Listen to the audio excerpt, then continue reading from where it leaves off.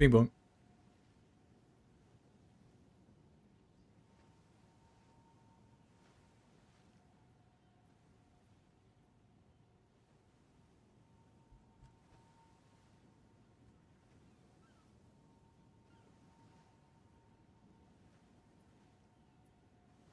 Let me set up here. Bim. And this. Can go here. Is it too far down? Who cares about looking at my XP, right?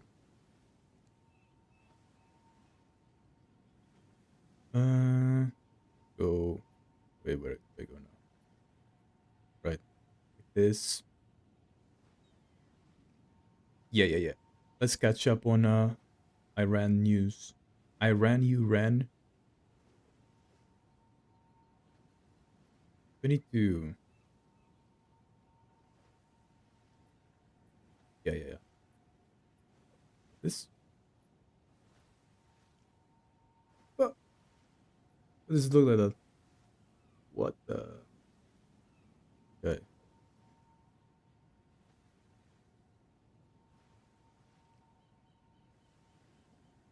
This one.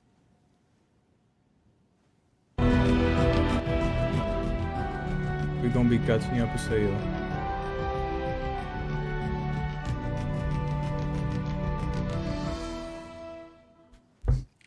Welcome to 2C TV. This is your global news channel. I'm Maya 2C, and the United States have now deployed extra resources and the soldiers from different parts of the US as well as Europe towards the Middle East. The Islamic Republic of Iran have also started to mobilize their troops around the country in Iran as they prepare for the direct confrontation with the Americans and the Israelis. We We're catch going up to a show you sale. the latest videos that we have now received from Iran. There's a lot happening when it comes to this revolution against Ali Khamenei's Islamist regime.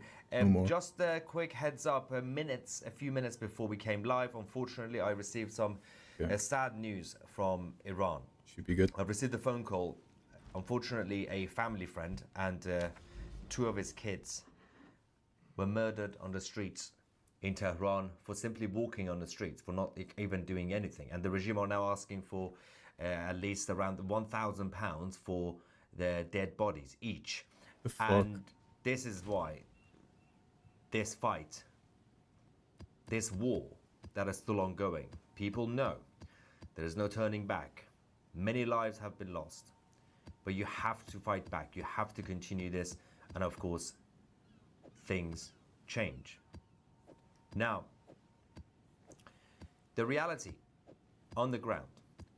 Let's talk about the Americans first. Then we're going to talk about the reaction from the Islamic Republic and all the videos that we have. Before we start, as you guys know, the discount code that we had for you guys for Iran, for the 2CTV Plus, the promo code Iran is now expired, but I thought a lot of you guys want to check out 2CTV Plus, our independent platform. If you want to be a member, if you want to support us, you can do it today. You can only join. You can join for only £1. It's a little bit too much I'm carrying. Trial. You can check out the platform to I'm overdoing it. You get access to documentaries, original series, interviews, chat forum, everything. A bit much. So check it out. The link is in the description, the direct link. So go on it right now. Anyway, let's talk about the Americans. Now, additional 25,000 US elite troops and Delta forces have now been deployed in multiple places. So Jordan, UAE, and Qatar.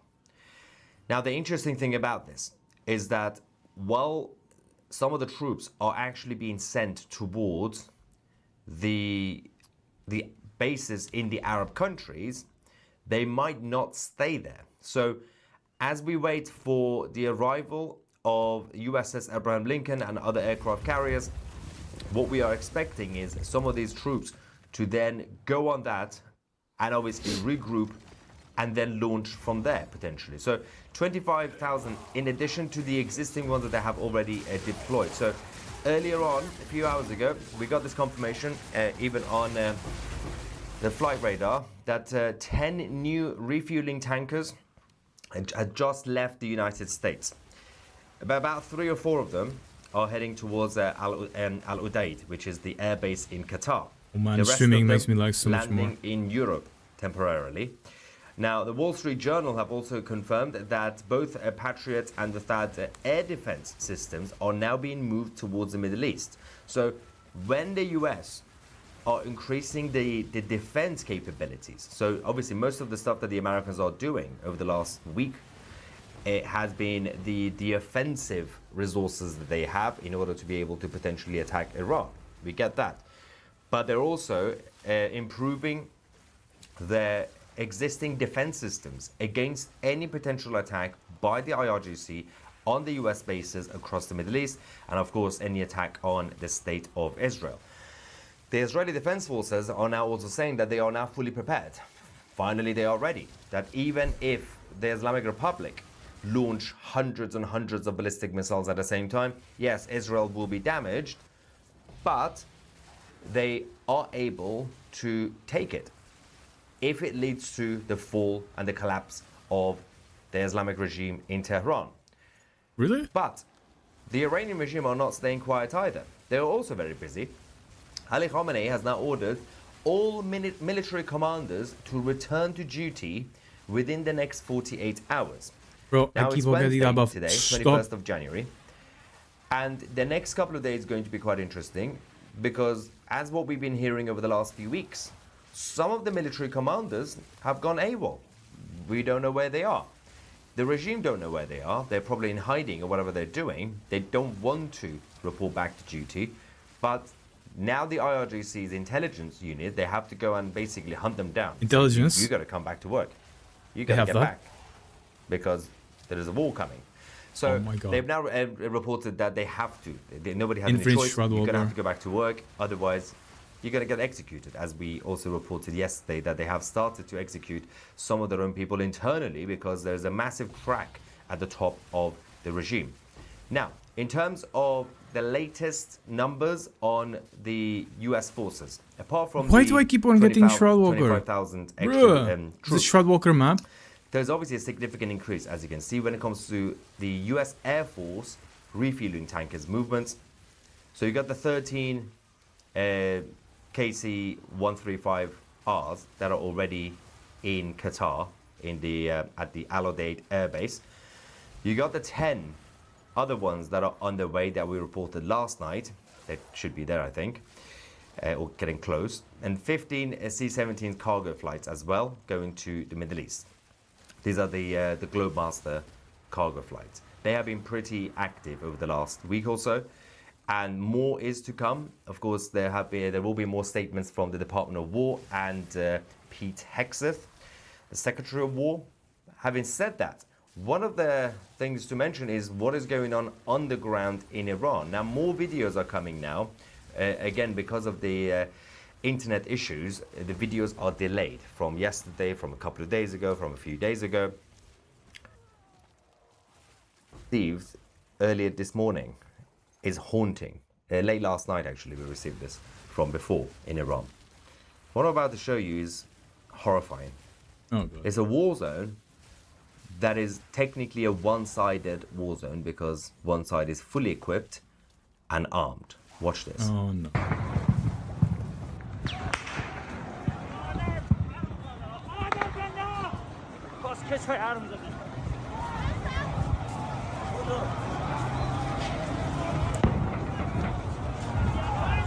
Some people just... I don't think they deserve being alive. Now, yes, they also deserve being made examples on of. One of the defectives. Bring back crucifixion. Now, defections have been happening quite a lot, and we have a report from CIA that we're going to show you as well. But considering that last week's operation, when it was called off last minute, that was going to only involve a number of B-2 bombers. Now, B-2 bombers are not going to do anything. B-2 bombers are good for destruction, but they're not necessarily good for any sort of targeted, precise operation. So they're going to have to need to have more than just B-2 bombers that they have used in the past. Having said that, since then, since last week, the cracks that I mentioned at the top of the regime is getting wider and wider. And there are two main reasons for this. Number one is that the regime, people who are serving the regime are also suffering because they also don't have money. They also don't have food. They also don't have water. And they don't have any support. And they know that people are angry. That's one of the main reasons. Second main reason is that people are hunting them down. And I'm going to explain why and how they're doing this. Because President Trump asked the Iranian people to do something very specific. And the Iranians are listening to the president. But one of these guys who defected yesterday was from the government. So we've had defections from the police, we've had defections from the armed forces, there's some defections from the IRGC Basij unit, but from inside the actual government, not necessarily the regime, but the government. So the Interior Ministry, yesterday we showed you one person who has defected. We now have the verified audio message on a phone call, basically. The message from the defector. Let's quickly go to this one, English subtitles. واقعا کار دیگه دست مردم بر نمیاد. مردم نشون دادن چی میخوان چی نمیخوان. الان همه منتظر ترامپ، یعنی اگه ترامپ کاری نکنه به نظر من یک نفرت عمومی ایرانی‌ها ازش پیدا میشه. حالا ما بالاخره مطمئنیم، مثلا من خودم مطمئنم که یه کاری میکنه و دنبال تمام کردن داستانه، ولی خب بالاخره ملت هم بی صبرنده. خیلی واقعا همه ناراحت و یه داستانی اصلا تو شهر خلوت، مغازه‌ای در میان باز، یه جوریه دیگه. خلاص اصلا حالا البته یه عده‌ای هم که همیشه چیزاشون دارن دیگه، ولی خب همه به این نتیجه رسیدن که تا ترامپ نیاد کاری نمیشه کرد، چون اینا واقعا بیرحمن، اسلحه دارن و هرچی هم شما هر کاری بکنی نمیشه. تیربار میزنن، همه رو بیرحمانه به رگبار میاندازن. So that's the reality on the ground. Very long. Having said that, as I mentioned, President Trump gave an order to the Iranians on the ground. This was almost two weeks ago. He said to people in Iran, remember the names of the oppressors, find them, because we're going to have to do something about them after the revolution is completed. So the Iranian people, who are extremely clever, and they also get vicious if you harm them, they have now created a website and a platform to name and shame, to create a list of the oppressors with a list of evidence. You submit the names to the website, it gets verified, it gets reviewed. It's called Mozdoryab, so it's MOZDORYAB.com. This is the website that we can actually show you. And essentially you got all these names and faces. It's fascinating. All the mullahs, the ayatollahs, their proxies, individuals. So some of them, when it says obviously the orange one, that's basically being reviewed. But if you go to, I think if you just scroll down, you get there'll be a lot of crosses required. Confirmed. So firstly, how many people have they considered? Fortunately, they're just made of wood. I think they should have added, 1,136 people already. That's a lot of crosses. So this was launched yesterday, and but it's fine. Iran is a really large country. On her channel first reported this, and at that time, it had about, what was it, 200, 300, something like that. Late last night, it got to about 500 to 600. Now it's over 1,000, and I'm trying to filter this. There we go. So these are the ones that have already been confirmed. Of course, that's the head of the police, Ahmad Reza Radan. That's Khamenei himself. Obviously, these are the obvious ones. We got a lot of individuals here. So you got a green hair, of course, green hair, makes sense. So these are basically mouthpieces and proxies. And you got the evidence of what sort of stuff they've been posting, what sort of stuff they've been saying. This is very well done, by the way. This platform that they've created is absolutely insane. Obviously, if you guys are curious, who want to check it out yourself as well, as I said, it's MOZDORYAB.com. And then what you can do is you can, obviously on your browser, you can translate it. It will turn into English. So it's now English. You get the names and everything else. Although the translation might not be fully accurate, because obviously it's different. We got Candace Owens. Candace Owens. Wait, what? Really? Basically, anybody who's either an oppressor or a mouthpiece or the proxy That's or so supporter of funny. the regime will be named and shamed by the Iranians on this platform. So that's what they're That up is to. hilarious. Having said that, as I said, the Iranian regime are not just sitting quietly. They are preparing. These are the latest images we have now received from Iran. This is from last night. As you can see, they are mobilizing their equipment, their troops. They're going through cities and everything else, obviously. So they have to move everything towards the border and towards the hotspots. Because I don't think at this point the borders are going to be the big issue at this point, because the Americans are gonna, if they're gonna take action with all the Israelis, they're gonna bypass the border. So they're gonna take control of the airspace. And what you have to do is just you have to position your equipment as the IRGC just by the hotspots and sensitive bases. That's the only way you can protect yourself, because there's no point in taking it to the Iraqi border, for example, because it's not like tanks are going to cross the border. So that is going to be the biggest challenge for the Islamic Republic, because they don't have enough resources right now, and they don't have enough personnel to be able to protect themselves. They don't even have enough people on the streets. That's why they had to bring in a few thousand people from Iraq, Afghanistan, and Pakistan to do this. So it's going to be a challenging couple of days for the Islamic leadership of Iran. But President Trump also did an interview, I think it was with Newsmax, saying that I have left notification if anything happens to me, because of course the Islamic Republic have now ordered the assassination of President Trump. He said the whole country is going to get blown they've up. done that many times before. Obviously. The president and the empire had one very simple policy, which again, if you do it in the 21st century, it's a little bit OTT. But Roman Empire said, if you even touch or try to harm one random Roman citizen all the way across the world, we will come with the whole army and destroy you.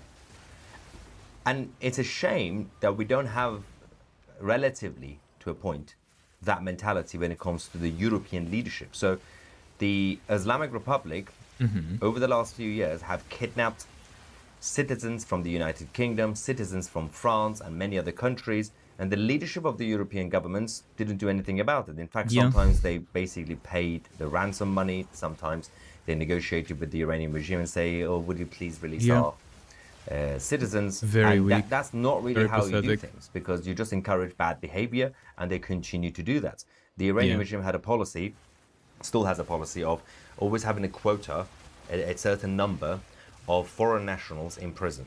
That's just for leverage. So, for example, if they release one, because they call everybody a spy. Now, some of them might be spies, but not all of them. They say, for example, if you have a quota of 5, if they have to release one eventually, then they're going to have to go find a new one to hit the quota. And they stopped doing it with the Americans, because it's probably not safe to F around with America. I never heard about that. They're still doing it with a lot of European countries, Australian citizens, many others who were kidnapped by the regime. Now, as I said, and they're letting that happen? IRGC Are you fucking kidding me? are not just mobilizing their troops, as I showed you the video, the images, but they have also just done a massive test. The Islamic Republic have just conducted a huge intercontinental ballistic missile test. This is their first ever ICBM test. They launched the missile with a 10,000 kilometers range towards Serbia. Siberia, not Serbia. That was close. Not Serbia. Serbia, everyone don't panic in Serbia. Siberia, with Russia's approval. So Vladimir Putin and Khamenei's team basically cooperated for the IRGC to do this test earlier. They are saying that this is potentially capable of reaching the east coast of the US. So New York, Washington, D.C. I will never land in the US. But we don't even know exactly how capable this will be, and how many they have, what they can do, and whether, if the Americans hit these sites immediately, whether they will even be able to use any of it. So, but they have now conducted their first test with the help of the Russians. They might just have one. Fucking Russians, man. They might just have 2. But it doesn't really prove anything. What the fuck is wrong with the world? Still, the Iranian regime bluffing, but it's important to still take any bluff seriously if you are part of a defense system. You can't just say, it's fine, everything's fine, let them do it. And but that aside, CIA have now also reported that the cracks that we mentioned inside the regime, they have also been detected amongst the Western intelligence services. This is at the top of the ranks of the Islamic Republic's security forces. This is for the first time in recent days that they have now also received the confirmation. Several hundred officers have now defected from the Islamic Revolutionary Guard Corps and the Basij unit of the IRGC. And a lot of them may be mid-level and some of them obviously more junior level, junior ranks. And there's a few who are senior. We don't know who they are, but of course CIA does know. And it is an interesting development because we have been hearing about some defections. We have had a number of people who publicly did it. Of course, they still try to hide their faces and their names. Some of them have, of course, been brave enough to expose themselves, and they have now been executed by the regime. Some of them have managed to basically go into hiding. But CIA now have latest intel that more is happening, and it's not even being fully reported publicly. So I don't really know how many of these guys will be following orders. If the US takes military action and they know they can look up and see, well, the whole of America is now here, I have a choice. I can still stay loyal to Ali Khamenei, or maybe I don't want to sacrifice my life for this dying regime. Going back to the latest videos, another one has now arrived because of massive internet problems. I know someone in Iran. This is the government building in Karaj, still alive, the thank west God. of Tehran, destroyed by the people.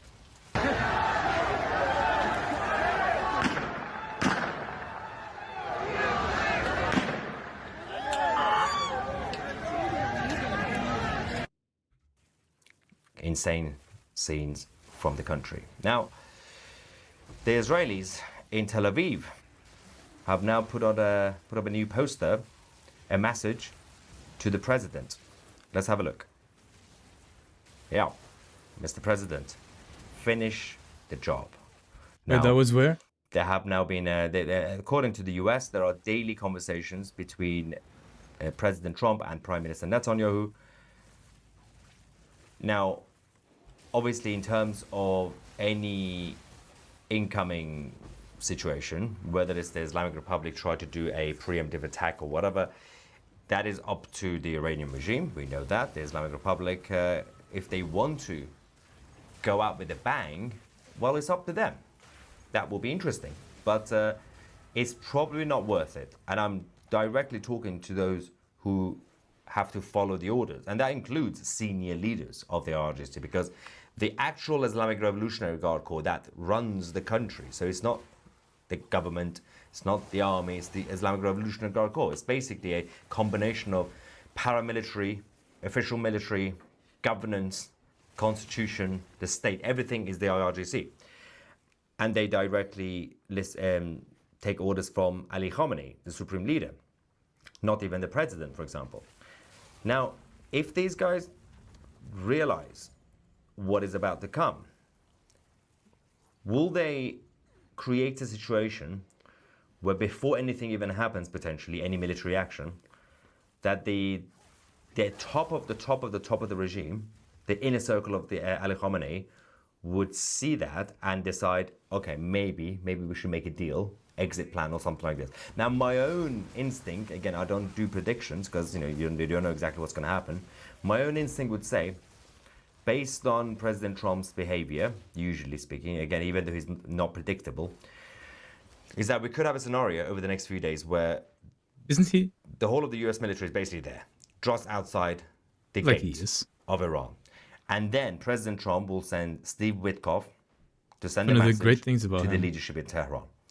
We are right outside your gate.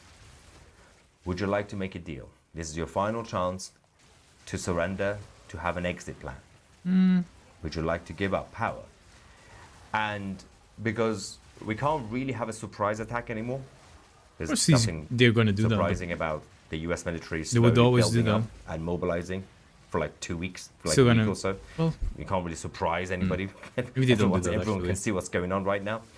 But at the same time, what they can do is I don't think they have to basically give a heads up. We're about to do something.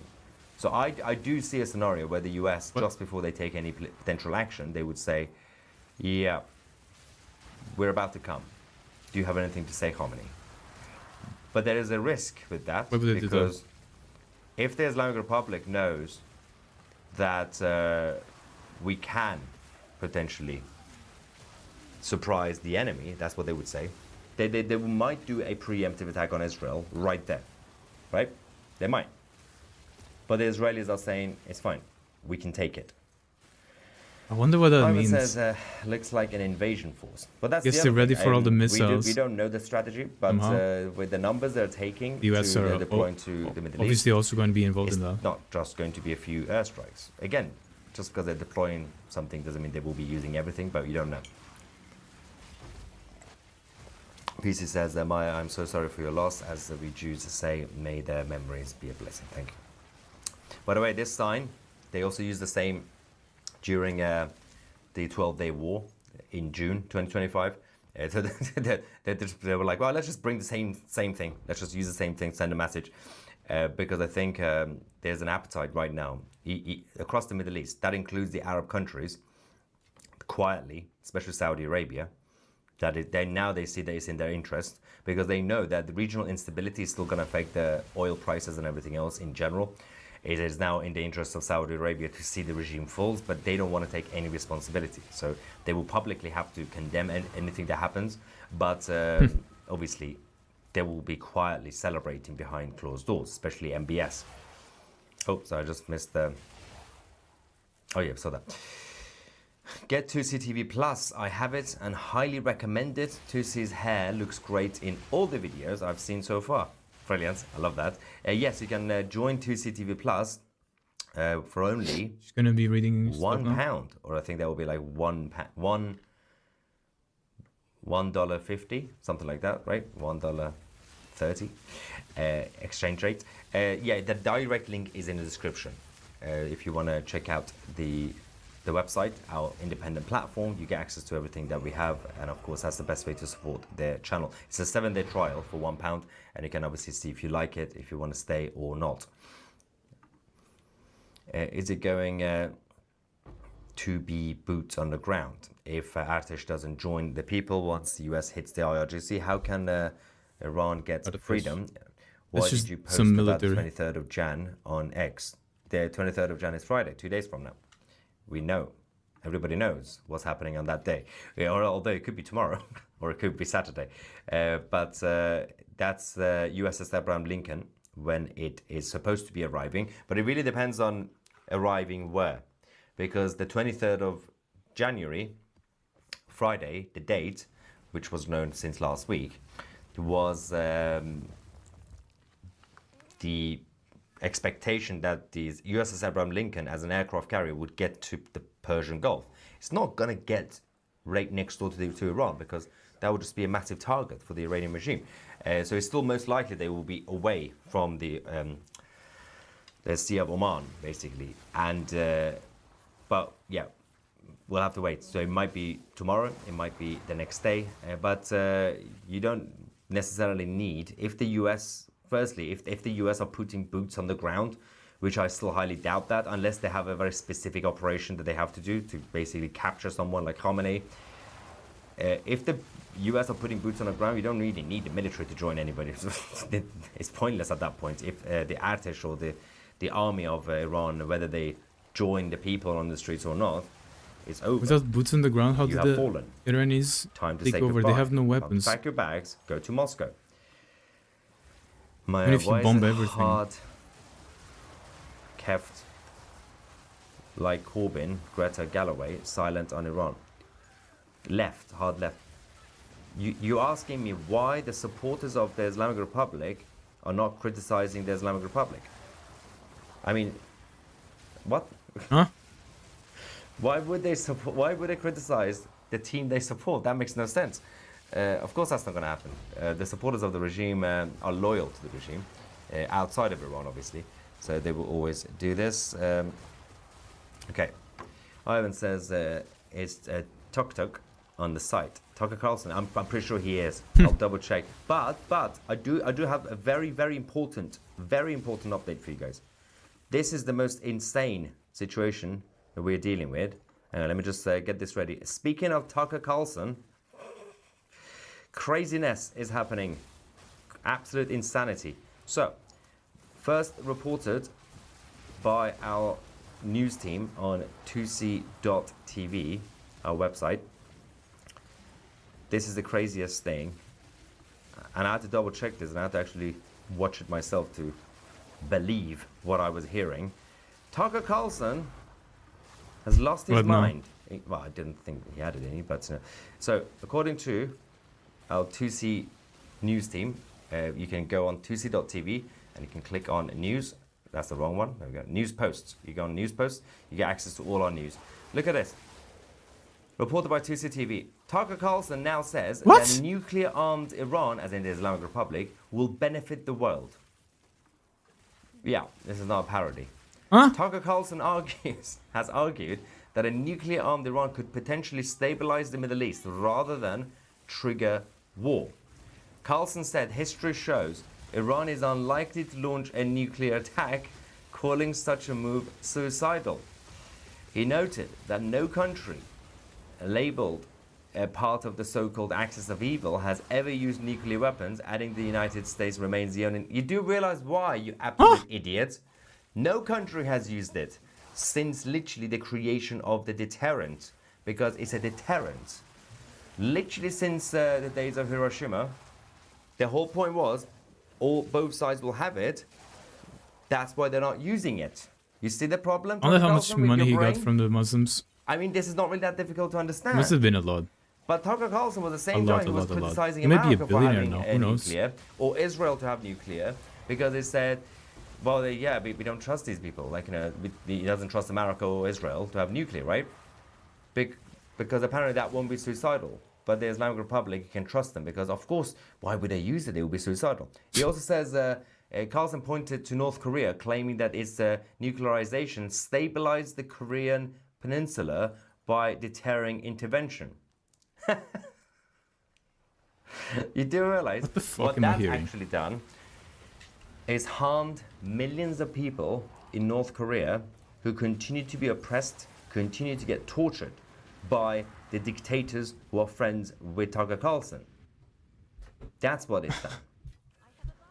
He says he questioned whether an Iranian bomb could he went so fast from being someone well respected in the media to just being regional goals, a shill, and even make Tehran less oppressive by removing fears of Western regime change.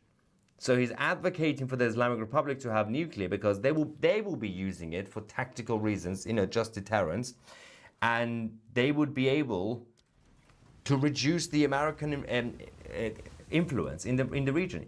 He really wants to reduce the US influence in the region. That is the most insane thing I've ever heard. Bro. When you have literally the state of Qatar and the Chinese Communist Party in Beijing. He's to be seen as the voice of reason. What the absolutely hungry for a full takeover, but apparently the problem is America. He hates his country so much. Islamic Republic drone strikes on Kurds in Iraq. Yeah, I did hear about that. That was earlier on or last night, wasn't it? They hit some of the Kurds. They've realized what's going on with the Kurds, especially around Iraq and Syria. So they thought, let's take out some Kurds. Some of the Kurds have also crossed the border to go towards Syria to support the other Kurds. And the Islamic Republic is basically doing the dirty work for Erdogan without even being asked. Yeah. Russell says, send Greta to negotiate. They are frightened of her. Yeah, I'm sure. Praying for all the brave people in Iran. Love from Ireland. Thank you very much, Daniel. We got more here. Super sticker. Thank you very much, Effie. Remember Zora. And then we have, are you on the website? I checked. I wasn't. I felt left out. I wasn't on the website. No, nobody named and shamed me. The Supreme Toilet will be sweating in his turban. Ugh. The Supreme Toilet? Picture. The post the video is AI and my bank name is wrong. Oh, love that. Thanks for that. I'll check it. People who are worried about the number of US troops, please don't forget that we had 20 operators take out over 300 soldiers. 300 soldiers, was it? In Venezuela, in a matter of minutes. I thought it was more. Huh. We have some extremely scary weapons coming out. Well, President Trump also said apparently the US have one weapon that is like the secret weapon. It's one big weapon. It made it sound like nuclear without being nuclear, basically. I'm like, okay, well, what are we expecting here now? Crazy stuff. Now, sorry, I typed that badly. The entire left is silent. Yeah, no, again, the people who support the Islamic Republic are not going to criticize the Islamic Republic. Check out mega projects already rehearsed. What say you? Didn't pick up. I say nothing. Oh, does this? And a man approached you at the London protests over the weekend who escaped Shiraz, where my wife is from. Did you get his story? Thank you for all you do.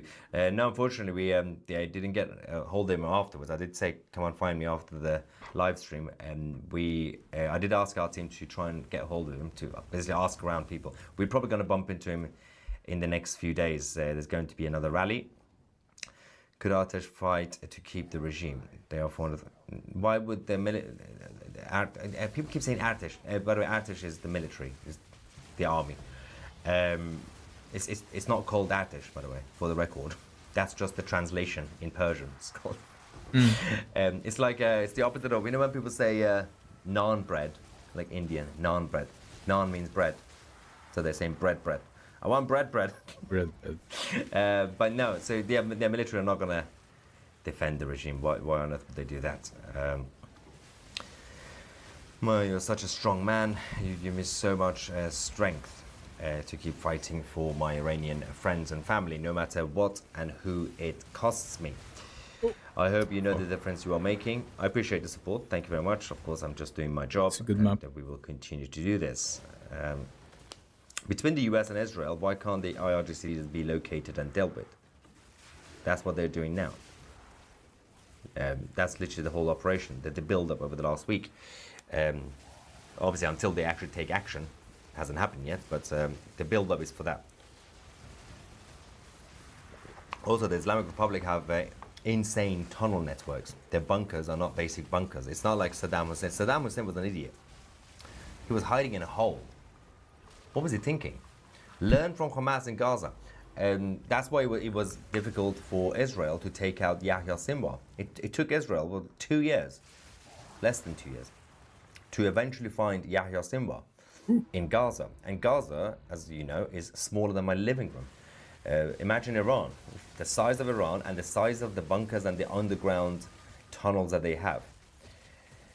Tuk-Tuk must have been dropped down a 12-story staircase as a baby. Nice. No. Can I get a 2C TV for free sub-creation? That subscription for 1 year. If I buy Behesht, it's Iran food best in London. Is that a restaurant? I think it is, yeah.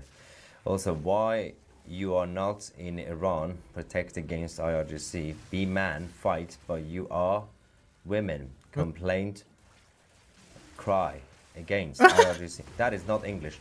And to answer that question, it's because I'm banned from Iran. I'm not allowed to go back. If I go back, they'll just kill me. How would I do that? So, you use your brain. Learn English and then use your brain. Or probably use your brain, then learn English. Do one of them. Brave people, I am praying. Also, I'm not a fighter, I'm not a soldier, I'm in media, I'm not in politics. What do you expect? How long could the regime hold out as the US launches full scale? How long can the regime hold out if the US use everything they are basically gathering in the Middle East? It won't last more than 10 minutes. I know I'm exaggerating, but basically 10 minutes. You saw Maduro, right? And that was like, they just used like 4 people to go in. So this is, these are crazy numbers that we are building up outside the Middle East. So it's going to be a tricky situation for the Islamic Republic to be able to defend themselves against the Americans. This is why our war budget is $1.5 trillion. Yeah, I think it was Armin on Goldie's channel. It said last night, the USS Abraham Lincoln, just one of the aircraft carriers, US, could take out multiple countries. It literally could invade multiple countries at the same time. Yeah. It's the US, the American Empire, the numbers that they have, it's just completely unmatched with anything throughout history. Javid Shah, I'm Israel Khai, God bless CCTV. Thank you. Could be there and be in Darband after all this. Oh yeah, I'm also going to set up a restaurant in Darband. It's in the northern parts of the capital. It's going to be great. It's not much. Oh, you just gave $100 super chat and you're saying it's not much? For the family, I'm sending my heartfelt prayers to the Lord on their behalf. I really appreciate it. Thank you for the support. Although, feel free, if you want to support the channel, get something out of it, because we don't do charity here, right? So the best thing you can do, instead of that $100, £1, and you can join 2CTV Plus for 7 day on a 7-day trial. Just click on the link in the description. It's a slightly different link to the normal link that we have. It takes you directly to the sign up form. Anyway, but thank you so much. I appreciate your support. American here. I want what's best for the Iranian people, but I'm conflicted about not wanting more foreign wars. How does one reconcile this from an American's perspective who are tired of foreign wars? I would say Americans, rightly so, are tired and should be tired of stupid foreign wars and counterproductive foreign wars and just not damaging foreign wars. Yeah, I agree. Like, if you plan to go to Iraq in 2003, overt. Firstly, you got to be straightforward about the plan. Secondly, have an exit plan. Thirdly, don't mess it up. Fourthly, the main reason that you're going in, be honest about it, and make sure it's for a good reason. You can't just wing it. Yeah. The situation in Iraq was a complete mess. We're being attacked in a bunch of different ways. With Libya, funding a bunch of terrorists it became everywhere. Inevitable, unfortunately, in the sense that both sides betrayed each other. Gaddafi betrayed the West betrayed Gaddafi. At that point, it was too late. There was already an uprising, a civil war on the streets, and the West were like, we just drop some bombs. There was no invasion of Libya. There were just bombs that were dropped. And that just created a massive vacuum. Guess what happened? Libya has now turned into a complete mess of a place. Yeah. Tribal wars. This part of Libya is controlled by a bunch of Islamists. The other chunk is controlled by the other bunch of Islamists. In the middle is controlled by the military. It's a complete mess. And also American soldiers who've lost their lives in Iraq. It's disgusting. But when it's for a good cause, when it's obviously for self-defense, because the IRGC is a direct enemy to the United States, and they are trying to take out your president. If you have a proper plan, and you can trust President Trump over someone like Obama, or someone like W. Bush, when it comes to any sort of military action, because Trump is not a warmonger, he doesn't love wars. I would rather trust someone like that to do a military operation. You can trust it. Because, again, ideally speaking, you don't want US troops on the ground, because it's also not safe for them. Even though people keep patronizing the American soldiers, they are smarter than you think, they are more skillful than you think, but you still don't want to put them at risk. It's not worth it, because there are other ways you can take out the regime.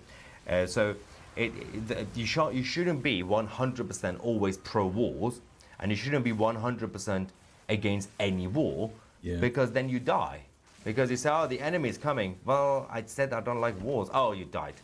What are you going to do about that now? So everything has to be case by case. Everything has to be practical. It's probably best to not start random wars, especially when you don't have an exit strategy, when you don't have an actual plan, because that's just a waste of taxpayers' money in America, also waste of lives, and you just create more problems. Obviously, Iran is not Libya. It's not going to be a vacuum. Just let people take back control of this country. How many clerics are behind difference is that Iran is not Muslim. Take them out as zero, because that's not how it works in Iran. It's a cult of personality of one person, one man, and you take him out. It's like Kim Jong-un. You know, technically, his sister could take over, and she's more of a psycho than him. But that's just a family business. That's a family mafia business. In Iran, it doesn't work that way. It's not about a second person replacing Khomeini. If the skeleton of the regime falls, and it's already falling, then you don't have anybody. Doesn't matter if another Ayatollah says, I'm in charge, now I'm the king. Everyone's saying, well, I'm not following orders anyway. We are running away. You can sit there if you want, but it's over.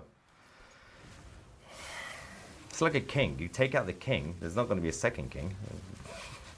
So it doesn't work that way anymore. You kind of say, what about the prince? Well, they're going to run away. Michael Rex has really been pushing your channel. He's awesome, and so are you. Real deals, dudes. Many prayers for Iran. I actually love that channel. I've been watching it more now because of the sky glass thing he uses. It's quite good. I still don't get. I did get an email from them, by the way. I got an email from the software, the website that he uses, Sky Glass, I think. They are going to show me a demo. They're going to teach me. They're going to. It looks very complicated. Let's just say I need the team to be trained. Another massive super chat saying, keep going, Mr. TC. A Christian woman from the Netherlands. Brilliant. Thank you so much for the support. As I said, don't forget, if you want to support the channel, the best thing you can do is become a member of 2CTV Plus. You can do it for only £1 today. Special deal. 7-day trial. The link is in the description directly below this video. Thank you so much for watching. I'm Maya 2C, and we are the media. Load.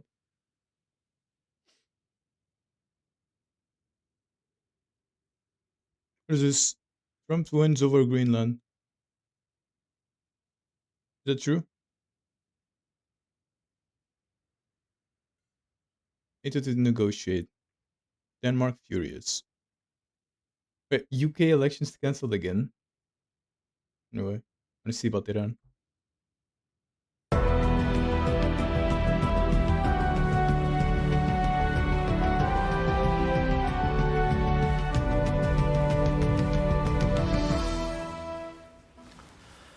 Welcome to 2C TV. This is your global news channel. I'm Maya 2C, and there have been multiple mysterious explosions in Tehran, the capital of Iran. 3 of them last night and 2 of them today so far. The USS Abraham Lincoln, the aircraft carrier, has now reached the Middle East. It is currently in the Arabian Sea, and the Islamic Revolutionary Guard Corps are saying that they are prepared for war. Meanwhile, multiple Iranian embassies across Europe are clearing out clearly sensitive documents and assets. They have not fully evacuated, despite the rumors and fake news on social media, but they are clearing things out from the buildings. We're going to give you guys all the updates in this live stream, and of course get your reaction as well. So late last night, I started getting the updates from inside the country. So it's somehow the landline, well, not landline, the actual phone, mobile phones, every now and then still works. So we are getting some phone calls, including from obviously my family. But we initially heard the 3 explosions last night. But then today, 2 explosions in Tehran have now also been reported. The latest one, as you can see in this image, was near Tehran's Azadegan highway around 5 p.m. local time. Now, of course, there are no mainstream media journalists on the ground. So the Islamic Republic's response is, as usual, mysterious gas leaks. There's a lot of gas leaks happening, all in sensitive buildings and locations across the capital. There has been a gas leak reported sort of after explosions. We don't exactly know. This facility has been bombed. In terms of sabotage, counter-sabotage, we don't know what caused it. Whatever is going on. But that is the basic thing that has already happened. Meanwhile, the Islamic Revolutionary Guard Corps, their online platform, despite the fact that they've shut down the internet for everybody else, by the way, they have now released a new video, which is quite interesting. This is what they have now posted online. The IRGC warning the United States by mapping the American military bases across the Middle East. They say that they are within the range of the IRGC missiles. Now, the footage is naming sites in Turkey, Syria, Iraq, Saudi Arabia, Jordan, Kuwait, Bahrain, Qatar, UAE, and Oman. I wonder who they hired to make that video. Bahrain and they have Jordan, like 50 IQ. at They this can do it point, themselves. are the key areas for the record in terms of the bases. In terms of military activities by the United States, those 2 are crucial.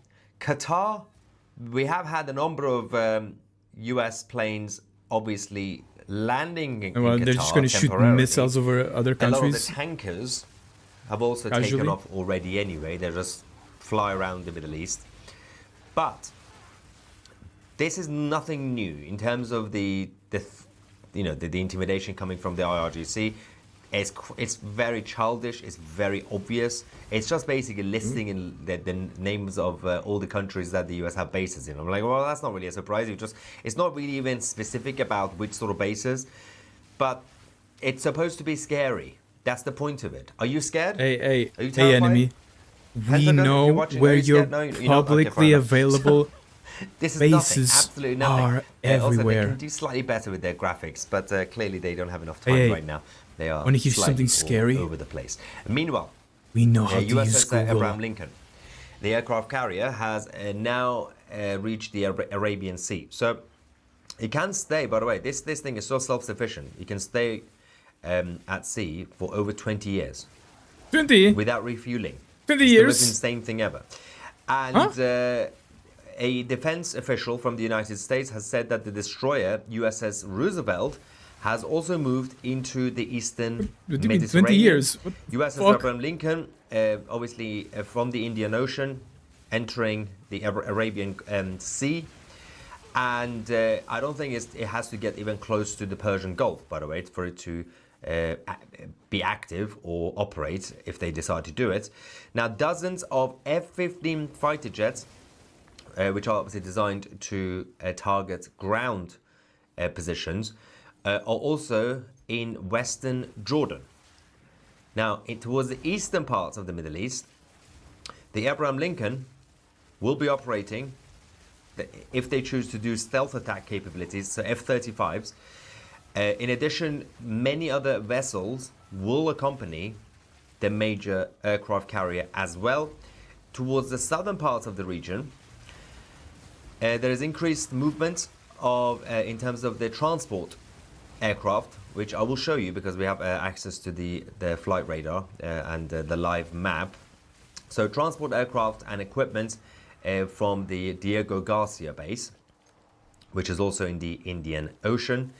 That obviously usually takes that's the home to the B-2 bombers and the B-52s. So according to a security official that has now spoken to Business Insider, a coordination with the US Army Central Command headquarters, or CENTCOM, is daily and is expected to tighten in the coming days to improve the intelligence picture, build warning tools against missiles and drone threats, and to accurately check the movement of the US forces in the air as well as at sea. So they are quite proactive in terms of what they are doing. In regards to CENTCOM themselves, we do have an update earlier on. The CENTCOM commander, Admiral Brad Cooper, on his way to Jordan. Now, he should be there now, obviously, he should have arrived. The United States Navy Admiral Brad Cooper obviously has been serving as the commander of the US Central Command since August 2025. He was also the deputy commander of the US Central Command between 2024 to 2025. He's obviously gone up very quickly. He's a major player, especially when it comes to the Middle East right now. We are going to keep an eye on the US military movements, what they are building. Again, this is not really indicating that anything is happening now in terms of any attack. Those who always get excited every evening, oh, the attackers are going to come now. There's no guarantee it's tonight or tomorrow or whatever. But what they are building is even larger than what they spent months to build to target Iraq in 2003. This could take out multiple countries at once. If they choose to do something, they could take out the whole of the Middle East if they want to. Now, what they decided to do with it is a whole different thing. Now, my own guess was that they're going to bring everybody together. What a crazy thing to say. Wait outside Iran, pick up the phone to Ali Khamenei and the Islamic Republic saying, would you like to talk? Would you like to negotiate? Would you like to have an exit plan? Otherwise, we're coming in. This is your final chance. So that's the guess, rather than just directly going in. But we'll find out exactly what the plan is. Meanwhile, the Islamic Republic embassies around Europe are slowly clearing out. Now, there were some rumors and fake news on social media that they are evacuating. There is no official order to evacuate. But what we have seen is clearly sensitive documents, secret files and assets are being cleared out. Reports come from Germany, from Switzerland, from the Netherlands, and from the United Kingdom, at least, that we can confirm. We have a video from the UK, the Islamic Republic Embassy. This is earlier on.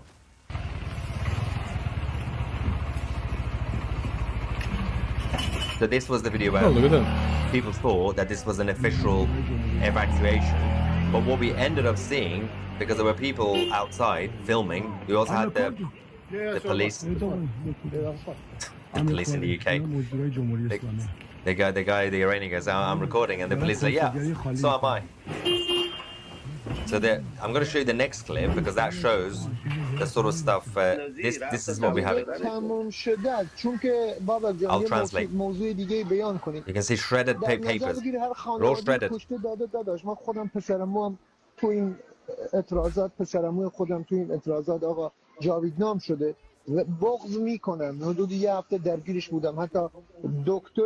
So he's saying it's all over, and he's talking about one of his relatives in Iran who's been killed. But we're not crying, we are focused on taking revenge. You can see all the shredded papers. He's saying we're going to come for every single IRGC Basij members.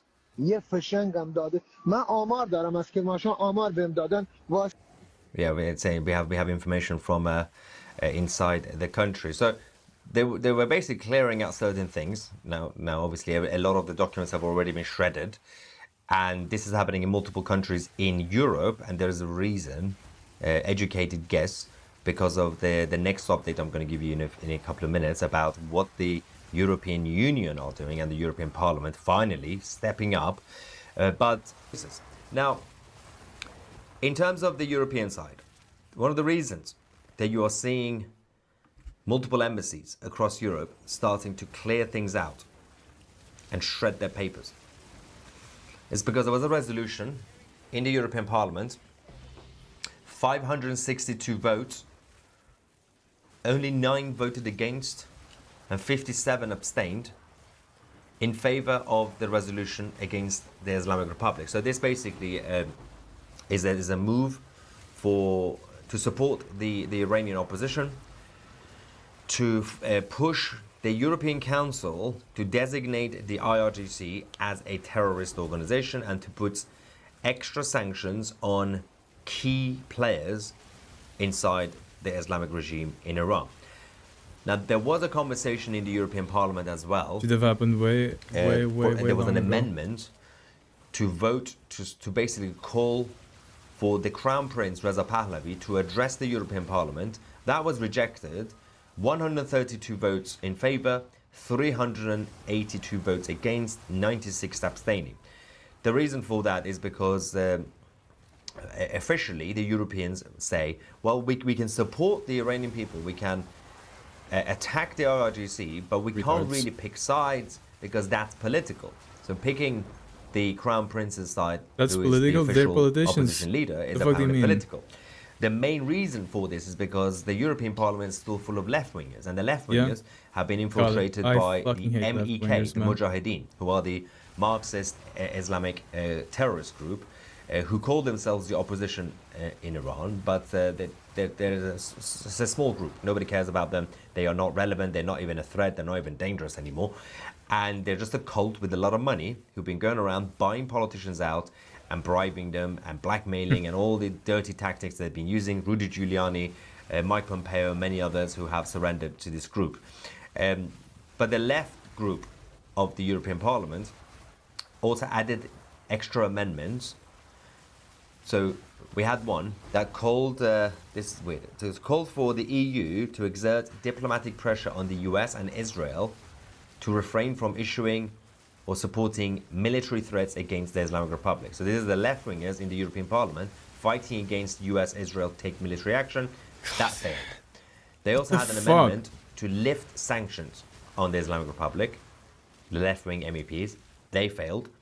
They also had an amendment to condemn any external attempt to destabilize Iran and basically do regime change. That also failed. They should be Luckily, investigated. every single I one of don't these know. Like, left-wing they're obviously paid amendments for. failed.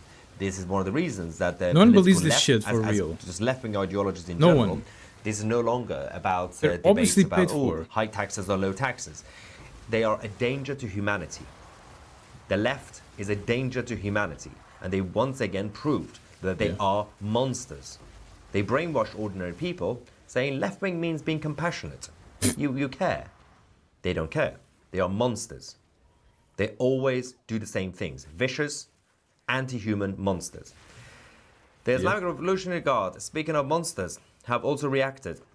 Mr. Potato Head, as you can see, the IRGC commander, Major General Mohammed Parkpour, has now threatened the United States and also Israel, saying, "We warn our enemies, especially the US and the Zionist regime, to learn from historical experience and from what they saw in the 12-day war." For some reason, this guy thinks that the Islamic Republic won the 12-day war. I'm pretty sure he was probably a little bit drunk while that was happening. Benefit of the doubt. He says, otherwise they will face a more painful and regretful fate. Okay, well, how many generals and commanders of the IDF died during the 12-day war? 0. How many commanders and generals of the IRGC died? 50 billion. Literally every single one of them was wiped out. All of them. So that's why Mr. Potato Head got promoted. Now, if he focuses on his double chin more than rewriting history, he will be better off, because it's over. Stop pretending that you exist. You are literally a dead man walking. But then, as this came out, CENTCOM decided to be even more robust. This is the official statement from the US Central Command. That the US Army's AH-64 Apache has built a reputation as one of the world's most advanced and proven attack helicopters, logging over 1 million flight hours in combat. It's designed to carry multi-role weapons, including a 30mm cannon and precision-guided Hellfire That's what I identify as built right there. to fly day or night and in bad weather. The Apache gives CENTCOM forces critical protection and firepower whenever and wherever it is needed. There's a lot of posturing from the US side. There's a lot of updates about what they are sending to the Middle East and what they are basically using to just maneuver around the region over the last few days. Meanwhile, inside the country in Iran, we have now passed the hour 336. Yep, it's now over. I think it's about 337 now. 337 hours. 2 full weeks of internet shutdown. Now, there was a bit of hope a few days ago. As you can see, the 15th and the 17th, there was a bit of spike. God knows what happened there. But then they could quickly shut it down again. So the only connections that we as TCTV have is with a few people who have access to Starlink, and even Starlink signals continue to get jammed, so it's quite difficult to get up-to-date info, so it's usually a few hours late. That's why our live updates are also basically, it comes after every few hours rather than every 2 seconds. But the opposition are still very proactive.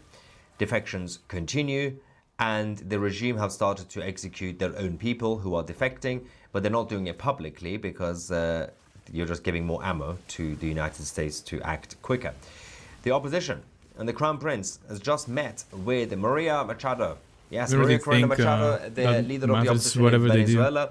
There's a statement by Reza Pahlavi saying, I am pleased to meet with my friend Maria Corina Machado, who is at the forefront of Venezuela's fight for freedom. No matter what. The people of Iran and Venezuela Nothing that they do matters. know the cost of living under regimes that survive only through violence, corruption, and fear. The regime in Tehran has used its partnership with Caracas to extend its influence into the Western Hemisphere. Through Venezuela, the Islamic Republic launders money, evades sanctions, supports criminal networks, and strengthens its capacity to repress its own people. Their alliance threatens regional stability and US security. The Iranian people are rising with clarity and determination despite mass killings, imprisonment, and information blackouts. They are fighting to free not only themselves, but the world from the illegitimate criminal Islamic Republic. A free Iran and a free Venezuela will end decades of chaos, terror, and destruction and leave a legacy of peace, you know, it's crazy. I wonder if my damage is too high. So that was a statement by and some of these mobs need to pass the little immunity cloud before they drop big loot. Still coming in from Iran, and I don't let them do it. That executions are being carried out, which is not really a surprise. I'm not sure it works like that, but it may. Now, of course, we can't verify this, but based on experience, I wouldn't be surprised. They're not making official announcements out of fear of reaction from President Trump, but they are saying that an 18-year-old girl and a 16-year-old boy, well, an 18-year-old girl has already been executed, and a 16-year-old boy will be executed, which will be tomorrow. But again, we can't officially verify or confirm these reports. These are just coming in from people inside the country. Having said that, the Israelis are also not quiet. They have been preparing their defense against the Islamic Republic. Heads of Israeli authorities, they have now sent a memo and a special message to all employees in Israel, saying, in light of the security situation, your full availability is required this weekend, so from Friday to Sunday. You must be available for any task as a result of an emergency. So that's the situation from the Israeli side. Now, there's still no guarantee, because there hasn't been any official announcement there of US or Israel making a move this weekend. But we were expecting the US military to basically arrive in the Middle East, and they have arrived. The USS Abraham Lincoln is basically not too far from the Gulf of Oman. And I don't really think that they're going to go into the Gulf of Oman. They probably would just stay, I don't know, but they'll probably just stay in the Arabian Sea, because it's probably safer to be slightly away from potential action. Of course. And this is what we're dealing with currently, right now. There are a few things up in the air. So this is the US Air Force. And this is the C-37A. We have a couple of refueling tankers. We've got a Globemaster, that's for Kuwait, but there was also yet another one. That's the Qatari one. Where are I literally just saw the US one. It's gone now. Is that from Saudi? Yeah. There was a US tanker that was flying around, and it is now disappeared. What is that one? That is Pakistan. Oh, forgot about the Pakistanis. Nothing from inside Iran. There's no military plane flying over there. We have a few of these. We got the Royal Air Force leaving Bahrain. It's currently in over Saudi. We got the German Air Force. That's just maneuver, and we've got the Israeli government. So the Israeli, there were rumors again that Israeli government plane also took off earlier, which again they always indicate, saying that means that Netanyahu has been taken out the country for safety. We can't confirm that, but that. This one is the UK, the Royal Air Force again, but we will find out exactly where BB is, or the top team of Israel. But there's still a lot of the US ones that are still moving from the European side into the Middle East, but we will keep an eye on everything that is happening there. Now, while we have a look. I think very little from these maps. We have Ivan saying might be exploding milk again. Yes, I forgot about the dairy factory. That was chaos. Very strange. What sort of dairy factory will have that sort of explosion? It's clearly something dodgy was in there. That was a couple of weeks ago. Submarine warships, like it's like pawns. Sick to me. Vinny used to be in the Navy. Was it Navy, or I think it was Navy, right? They can't hide all the evidence. I think they can. They're literally destroying everything. But yeah, you're right. I mean, there will be traces. Maya, do not recognize the regime in Iran. Reza is the legit Like there's head something of wrong with the Iran loot. in We exile. need to stack and I think even it's more time rarity. for the crown prince's time, a team to basically announce the We need government better in waiting stones. and basically What government is in this? exile. That's very the best little way to basically have the blueprint of what people should compared to expect what we were getting the as other the day. revolution gets Yesterday? completed. US's Abraham Lincoln is ready. Thank you. Bring bacon to Iran. New currency, Baycoin. Not bad. And where are all the left-right protesters? Seriously, the left are obviously on the sides of well, communism and Islam. Why would they protest against their allies in Iran? They're not going to do that. On the day that the regime falls, we must all have a party. Oh, I will throw the biggest party in London, unless I have to get on the plane to go to Tehran. Dear Maya, greetings from Malta. Any idea what President Trump has in mind? No, I don't think even Melania knows. That's the beauty of being Commander-in-Chief of the United States. Nobody knows. There are people who call themselves, self-appoint themselves as experts, and they're like, I know what the president is doing. Yeah, he decided not to do something. Oh, no, he decided to do it next Tuesday. Oh, yeah, he told me he changed his mind. Oh, he's done... What are you talking about? Even his wife doesn't know. Anyway, if it's not boots on the ground, why all that show of force? As I said, it could be, theoretically speaking, to just basically take everybody right outside Iran, pick up the phone, say, Khomeini, would you like to have a conversation? Because we're right outside. It's your final chance. Do you want to talk? Knock, knock. And obviously Khomeini will have to talk. Come Because he can't say out. no. He's No. got no other option. That will be his final exit strategy. We're gonna if he kill says you. no, then that means he's insane and brave. That he would like to die in a bunker.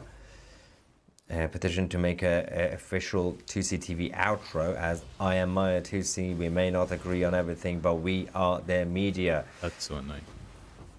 No. Somebody says, I'm buying the champagne tomorrow. It's a little bit premature. There's no guarantee that the attack will happen tomorrow, Friday, just because everybody says, well, the markets close on Friday. That makes sense. The markets? Wait, what? Also, I'm still not convinced that we're going to see a surprise attack, because how can it be a surprise when you're building all this around the Middle East? So instead, I still think the most likely scenario is before any action is potentially taken, even if they decide to take military action, because we don't know, right? Am I killing them Even too if they fast? decide to take military action, they will just pick up the phone saying, we're outside. That's the last choice. If they try to do a surprise attack, it will be the least surprising thing ever, because everybody is literally watching. The Islamic Republic is watching the radars, and they are also basically mobilizing their air defense systems and their ballistic missiles and everything else. So, Maya, how do you know that his wife doesn't know? Well, I have a feeling she doesn't know, because I don't think even the military, the generals would know at this point. They know the options on the table, but he usually keeps all his cards close to his chest, because you forget, people in Pentagon tend to leak quite a lot. There's more leaks in Pentagon than in Westminster, and that says a lot. And Templar says, 2C, stop being stubborn with no context whatsoever. Generally speaking, stubborn, I can't stop that. But if it's a specific type of stubbornness, then let me know what it is about, and I will try my best. And yeah, this is the thing. Trump did say today that Iran wants to speak, and they will speak. So that's the beauty. And it is literally messing with the Islamic Republic's heads once again. The IRGC are sitting there, continue to threaten the US, and then the White House keep going around saying, yeah, the Iranian leaders want to speak to us. I was like, oh God. So keep doing it. The more Trump says this, or Witkoff, the better My it spark is. doesn't go up. If they continue to say, yes, we will speak to the IRGC want to talk to us, that's a good sign. So keep wishing for that. We just shout surprise when we start. Is that the IDF approach? When you're about to hit, surprise, hit. Doesn't really count as a surprise. Labour Manifesto, page 120, defending our security also means protecting the British overseas territories and the Crown dependencies, but giving away Chagos is fine. It's fine. Oh, I thought it was relevant. Yeah, yes, it's about the Chagos Islands. Yes, the USS Lincoln can stay at sea for 27 years if you don't want to fly the 27 aircraft. years. Drop. Yeah, well, yeah. By the way, they're not going to actually just sit there for 20 years. This is just the power of the USS Abraham Lincoln. It's insane. It's its own country. It's so big. It's basically a small country. Cyber, then wait. Text messages directed to IRGC. 2 minutes notice. Surrender now. Message. So that's the thing. We still haven't seen the other capabilities of potential action by the US. Usually you say US or Israel, but in this case it's just the US. President Trump and the others already over the last couple of weeks indicated that there will also be other things on the table, including cyber attacks and infiltration, whatever, or even perhaps assassinations, right? One of the obvious things to do is, if they choose to do it, obviously, it's up to them, is to basically get access to the full system and start sending messages internally to the leaders of the IRGC. Like my damage is too high. The final message. They need to cast their immunity so we haven't even seen that and yet. then they drop the... And that is the easiest thing just to do. Kill them before which they won't be do as that. expensive as a military action. So before you take any sort of really military feel action, that's potentially, the case. There are many other things that the US could do. Especially when it comes to sending a message, especially about having the final talks with the IRGC. You need to have the final talks. You can't not talk, because you have, the moment you send a message to the world, then we have sent a message to the IRGC leadership. We want to talk, and the message is out there. The rest of the IRGC, because they're just literally looking, it's up to Khamenei what he decides. Is he going to have the conversation? Is he going to say yes to the US? Is he going to be stubborn and say, no, we'll fight? Because if he decides, whatever he decides, the rest of the IRGC, a huge chunk of them, will basically go into hiding. They will basically defect. They will basically stop following orders, more of them. Because they know, the whole point of the talks or messaging is to send a signal to the rest of the Islamic Republic. It's not even about Khamenei himself or the top of the government. It's about sending a message to the others. Guys, something is about to happen. We want to have the final conversation with your boss.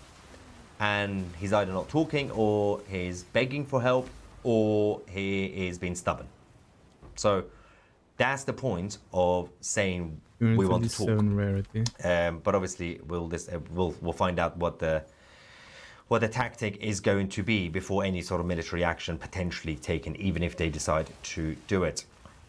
Mike says, we spend so much money on defense already. I'm not so sure that we care about expenses if it means ridding ourselves of the IRGC. Yeah, no, I'm just saying it's the easiest option before military action, including being cheaper. Not necessarily that the US military wants to save money. They don't really care about that. But I think it's the first thing you could do before anything else. Who is spamming? Somebody is spamming and people are complaining. Some account called something. Let's hunt him down. Spammers will get banned. Otherwise, we have free speech. You could say whatever you want in this chat. I can't find this person. People said somebody's copy and pasting. See, now I can't see them, so I'm not really sure. When you say somebody's spamming, are you sure they are copy and pasting, or when you say spamming, do you think are you saying they're saying something you don't like? Because it means two different things, right? Let me just see if I can search. Apparently, I've just discovered there's a search function for me. Does it work? Oh, it works! Yes, I found the spammer. I had no idea I can search. So going forward, give me the username of anyone who's copy and pasting. I can search. Who knew? Learning things after 7 years. Anyway, going back, and Leslie says, what do you think of Knights Templar? But the one in the chat, I don't know, he called me stubborn. Have killings reduced in general, pan country? There is an internet shutdown, 2 full weeks of internet shutdown, no media connections, nothing. So there are no official numbers coming out. Pray for Amin Purfahang, about to be executed. Yep. Many others. Overthrowing the regime will end Shia Islam. Yes, essentially. Well, not the idea. You can't kill ideas, but you will destroy their structure and their influence around the world. So next you just have to worry about the Sunnis. Shias are the small minority, so you know they're easier to get rid of. The radical ones, obviously. Name a drink after Goldie and Armin in your pub. Yes, actually, Goldie, if you're watching this, send me a text. What drink should I name it? I think it would be a champagne. Yeah, like some sort of cocktail, champagne cocktail. Yeah, let me know. Armin, I think you should be a gin and tonic. I don't know why. Yeah, you remind me of gin and tonic. Anyway, someone says IRGC in the chat. Well, hello IRGC. How did you get access to your internet? And with your stupid intranet. Templar says, what did I do? Well, you call me stubborn without explaining why I'm stubborn. I know I'm stubborn, but you have to explain why I'm stubborn. See? And somebody just said again, make Iran Persian again. Well, pour the rest of the Iranian ethnicities. Basically, wipe out all the ethnicities in Iran. All the Kurds and Loris and Azaris, everybody out. Jews. We just want the Persians. That is the most Hitler thing ever. It's so bad. No, Iran is for all Iranians. The land of Aryans. Everybody, including Persians. Obviously, I'm biased because I'm Persian, but all the others as well. I don't even know what he means. And what else do we have? I'm There is so somebody, unfamiliar this with is interesting. that culture, NASA that people, that says, why area. are you guys giving false hope to innocent and naive people by repeatedly saying that we don't know if even there's going to be military action? Interesting. Trump, Khamenei, Bibi, Arab leaders, Putin, China, corporations, oh my God. Their hands all are in the same bowl filled with blood. Well, if you have emotional problems, again, I'm not your therapist. Secondly, I'm doing the exact opposite of giving hope. Firstly, it's not really my job to give hope or not give hope. I don't think anybody should get hope from a media channel. That's not really how it works, right? I'm not your opposition leader. I'm not your king. I'm not your president. I'm not your dictator. I'm not your chief commander-in-chief. So that's one. Secondly, I repeatedly, every single day, I'm giving you guys the facts, obviously, about what's happening around the Middle East, right? The movements. And I keep repeating myself. You don't know if there's going to be action. You don't know what sort of military action. Everybody calm down. And of course, there was also all the fake rumors about the nonsensical stuff about the Iranian embassies evacuating. They're just getting rid of the sensitive documents. They haven't left the building, all of them. Some of them have left, but not all of them. So calm down. Breathe. Okay? If you think I'm your president, well, I'm flattered. But I am not. Also, why are you attacking corporations? What is gin and tonic? I thought you were a whiskey man. I did not say I like gin and tonic. I said Armin looks like gin and tonic. From Goldie's channel. I am a whiskey man. Single malt. Scotch. The only thing. Don't bring me your American, your Irish nonsense. Scotch. The only thing that's acceptable in the world. Not bourbon. Anyway, going back to you guys to give you some hope. Right? Goldie likes bubbly. I knew it. I knew it. And she texted me. She's not even watching, is she? How dare you? All three simultaneously. Cyber, military action, and arming Iranians. I'm not really sure how the last one is going to work. I mean, if they want to find a way, CIA, they could do it, but I don't think it's not going to be easy. Unless they already have contacts in their networks. But the delay makes no sense. Oh, it does make sense. One shot everything. The operation before Iraq took months. The operation before Venezuela took months. I'm trying to let them moving very quickly. And just chill. Whether it's going to be like next week or this weekend or whenever it's going to be, it's still moving way faster than any major operation, especially Iraq. What the fuck is a Kulema? What is the national bird of the IRGC? Any a clouds? US drone. Good one. Just an eagle, a US eagle. Will NATO ally Turkish military help cooperate or even allow the US use a military base? So Turkey could moan and whine, but they don't really have a choice. They don't have to get involved. They'll probably just stay quiet. They're not going to go fight the IRGC. That's insane. But the US have said that they are building a coalition as well. So this is not really official. But we've already seen unofficially Royal Air Force sending support and things like this. Mostly like equipment and resources, not in terms of soldiers or anything like that. But yeah, Turkey won't really get involved for obvious reasons, despite NATO, because the NATO thing is nothing to do with the IRGC. The NATO thing is about Russia. So what is Iran capable of militarily? Worst case, I think that they just throw the kitchen sink at their enemy. Literally just throw everything that they have. Everything. So they claim to have intercontinental ballistic missiles, right? They did one test 2 days ago in Russia. That went well, apparently. But we don't exactly know how many they have. They could use that. They could use all the ballistic missiles that they already have. They could use all the drones that they have. The drones are not really that good. You've seen the mess that they are causing in Ukraine. The Shahid drones. They're not the best, but and they can easily be brought down using Iron Dome in Israel. So, but the ballistic missiles could be obviously damaging. Have we considered moving to the US? Honestly, jealous 2CTV is an American. Well, we have a base in the US and the office. Obviously, we are building our studio in the free state of Florida, and our 2CTV's news team is based in Florida. So, including our official 2CTV X account that's based in the US. We are expanding obviously across the world, and that's all I can tell you right now. Okay? That's all I can tell you right now. Yeah, we are ready for negotiations. I'm basically doing the deflection tactics. Yeah, you will have to wait and see what happens with 2CTV. Anyway, yesterday you said the USA needs to have a plan, but Americans are great at the start, but not good on having a full evacuation plan. You mean exit strategy, not evacuate yet. Once the plan is finished, what are the Iranian people's view on Israel? So the first one is easy. Yes, that was one of the biggest problems with Iraq and multiple operations. They were not the best at having an exit strategy, and the whole operation in Iraq overall backfired. Even though the US still have a couple of bases in Iraq, it still hasn't been successful. So that's that. The Iranians obviously love the Israelis. There's an ancient alliance between the Jews and the Iranians. Obviously since 1979 onwards, because Iran has been under Islamic occupation, the regime have been banning Israel and Zionists and Jews.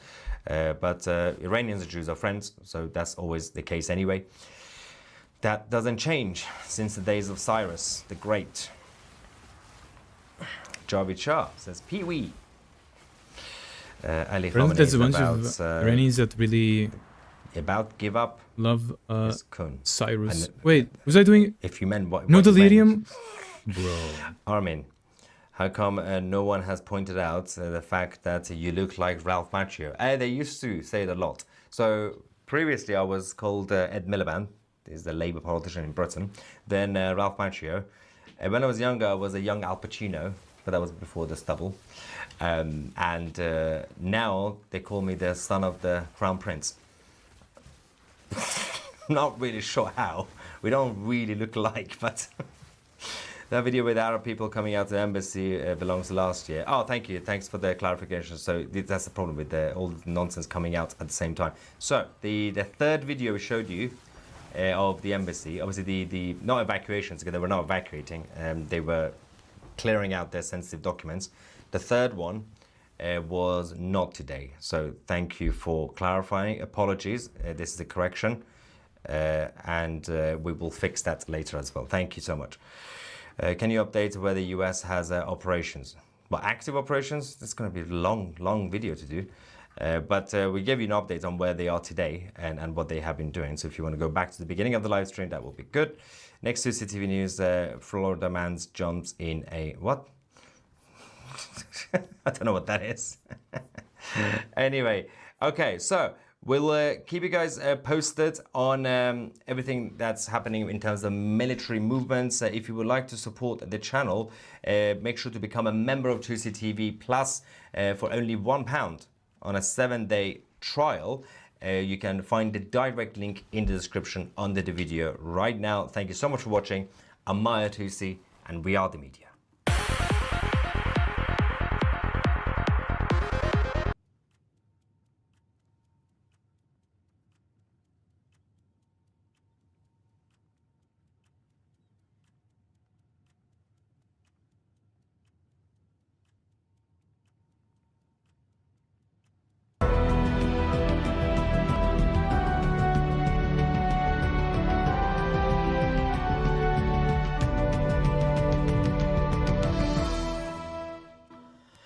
Well, hello ladies and gentlemen, welcome to Tusi TV. This is your global news channel. I'm Maya Tusi, and President Donald J. Trump for the first time has confirmed that the US military are on their way towards Iran.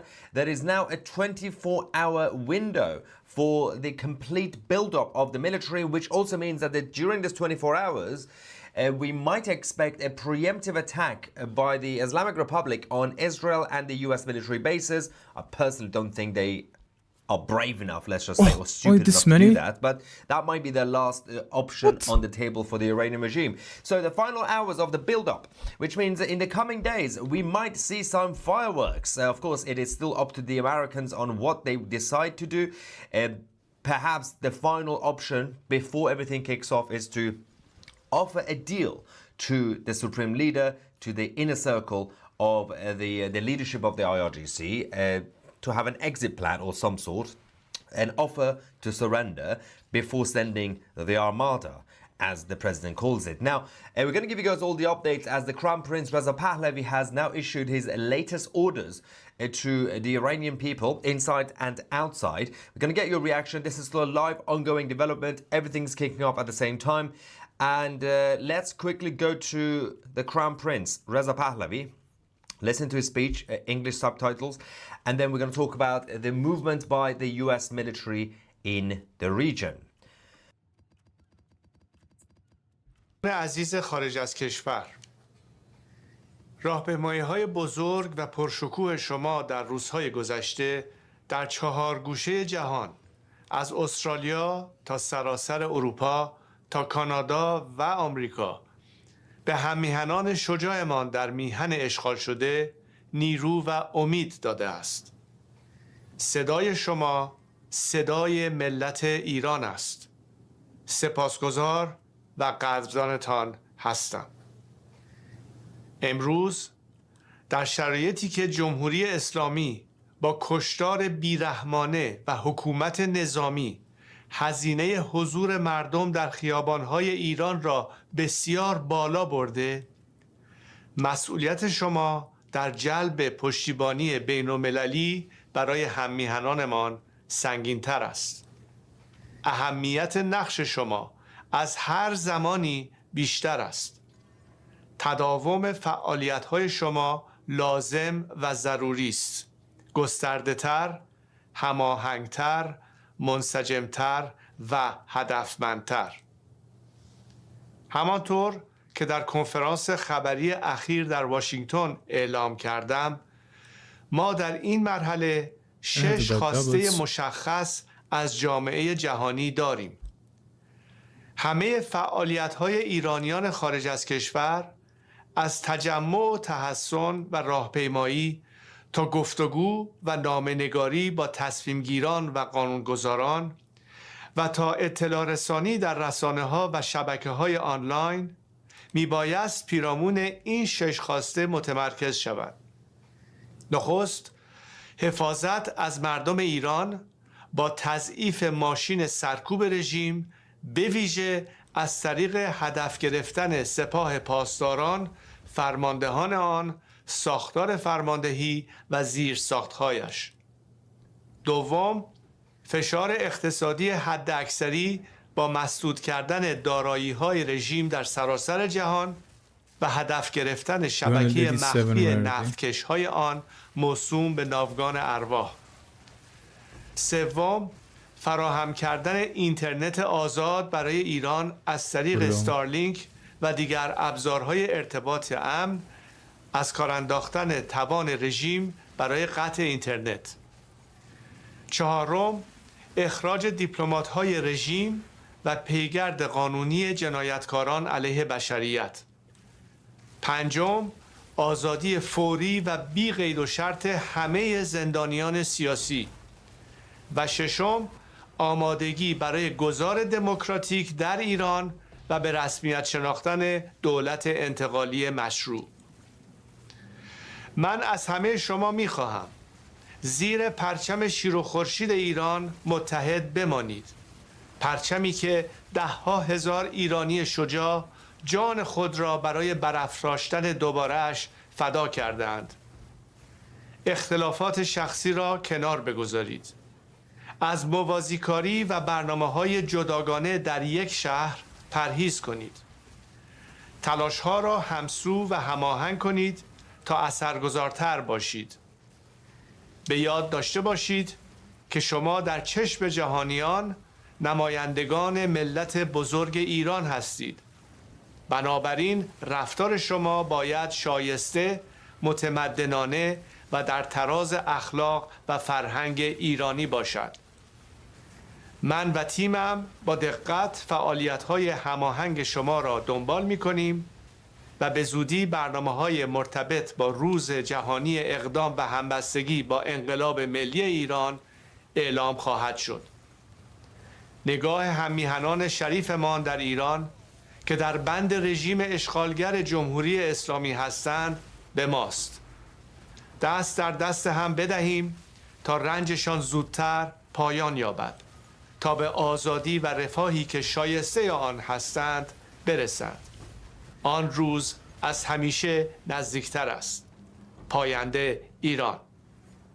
Now, this is obviously in terms of the situation abroad, overseas, outside of Iran. There is definitely a need for unity. There is, we are getting more people actually connecting back on Starlink from Iran, by the way.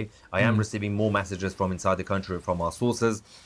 Unfortunately, we have lost a number of our sources on the ground. They have been killed by the regime, but there are still more out there who are fighting back. In fact, we actually have somebody right now watching this live. Mahdi from Iran says, I am in Tehran and I've just connected after 14 days through layers of VPNs. I came straight to you because the state media only offers BS. Thanks for everything. I can't wait to meet you in your British pub. Thank you so much, Mahdi, and thank you everybody for supporting. Of course, stay in touch. And if obviously you hear anything, let us know, Mahdi, and of course everybody else as well. Let's quickly go to the latest videos that are coming out of Iran. More videos are coming from the last few days. Internet connection through Starlink is getting slightly better. Signal jamming hasn't done the job completely. Latest footage showing the IRGC and the Arab proxies targeting people on the streets.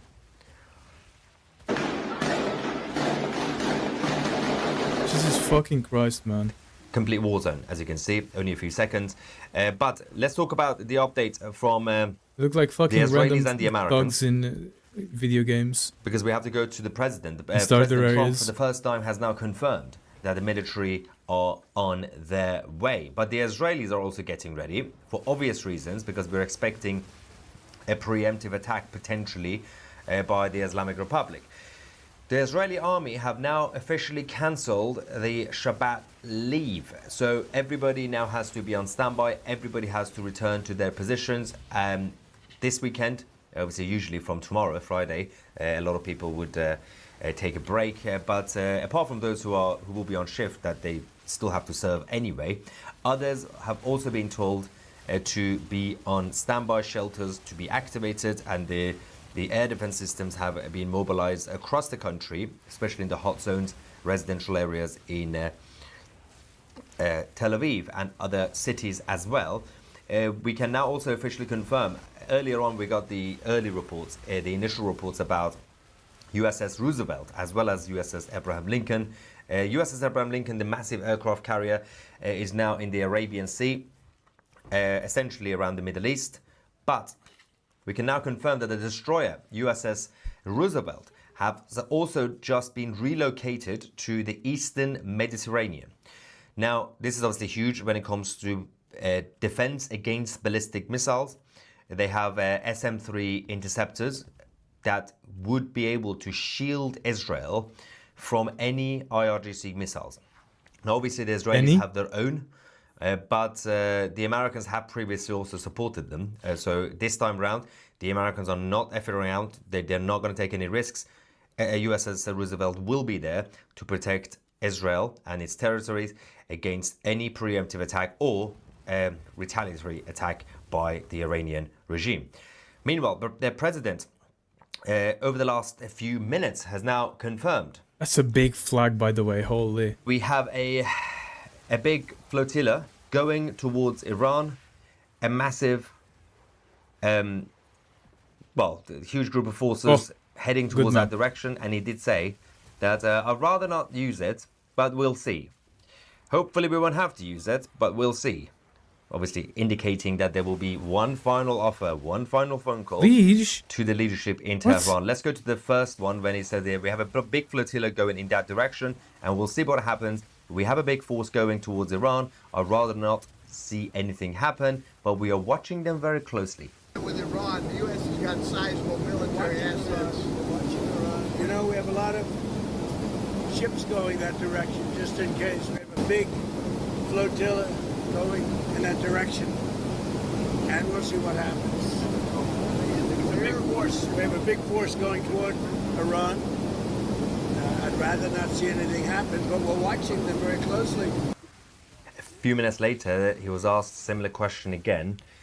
Journalists do that usually to make sure that if they can get him to say something else, especially kind of spontaneously, but he just repeated almost the same thing, saying we have an armada. We have a massive, basically, forces heading in that direction, and maybe we won't have to use it, but we will see. Watch this. But we have an armada. We have a massive fleet heading in that direction. There you go.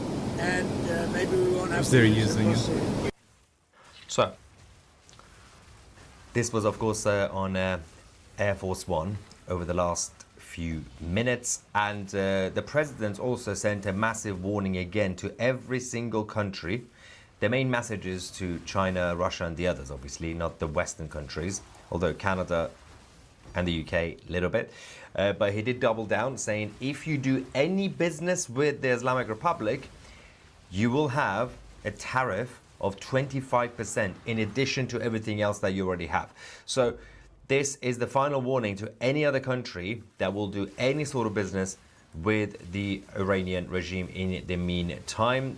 He hadn't mentioned that since, I think, about a week and a half ago, almost 2 weeks ago when he first mentioned it. But he's now doubling down on that issue. Meanwhile, going back to the situation with the Israeli defense across their country, the latest that we have is that they have now entered a new phase in air defense. So since the 12-day war, the Israelis have managed to improve everything that they have already. So the Iron Beam lasers are going mobile on vehicles and helicopters. This will be, by the way, the full upgrade will be happening throughout the year in 2026, so going forward as well.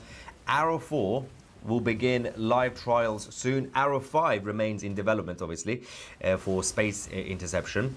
Arrow systems have posted 85% success against the IRGC missiles.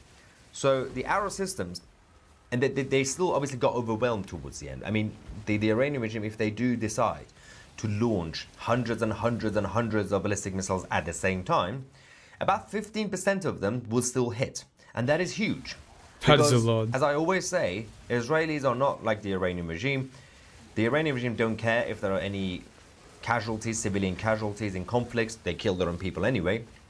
But for the Israelis, culturally speaking, even one death is enough, is more than enough. So 15%, potentially speaking, if the missiles go through, is still going to be a problem. That's why the United States is now there with the USS Roosevelt to ensure that they can have an extra layer of security. I do expect Saudi Arabia, Jordan and others, like before, to make the announcement as if the Iranian regime decides to hit Israel. I do expect those countries, like before, to say we are also going to be preventing the attacks. Especially Jordan and Saudi definitely did help when it came to hitting the missiles coming from the Iranian regime, especially hitting the drones as well. And the Israelis overall have also decided, the government, to reduce any reliance on US military aid this coming year. So going forward, they will be more self-sufficient in terms of defense of the country, and the relationship between the US and Israel is solely going to be on trade. So if the Israelis need some sort of weapon, they will just pay for it and they buy it from the Americans. Wait, I'm stuck on this side. They also side. sell things to America anyway.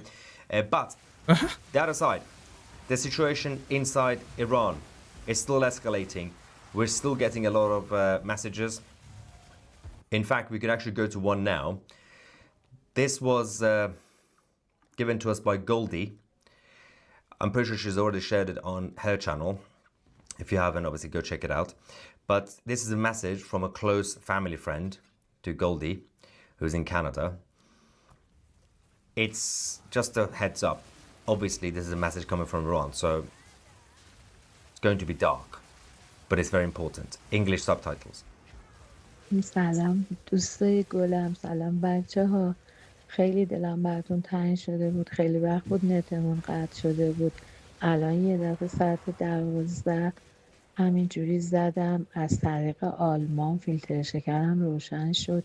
پیاما همتون رو دیدم، قربون تک تکتون برم که خارج از ایران انقدر پشتبانمون هستیم، مگر اینکه شما بتونین برامون کاری کنی. انقدر اینجا وضعیت خرابه، انقدر وحشتناکه، حتی میترسم که گوشیم شنود داشته باشه نتونم پیام بدم دیگه. دل زدم به دریا.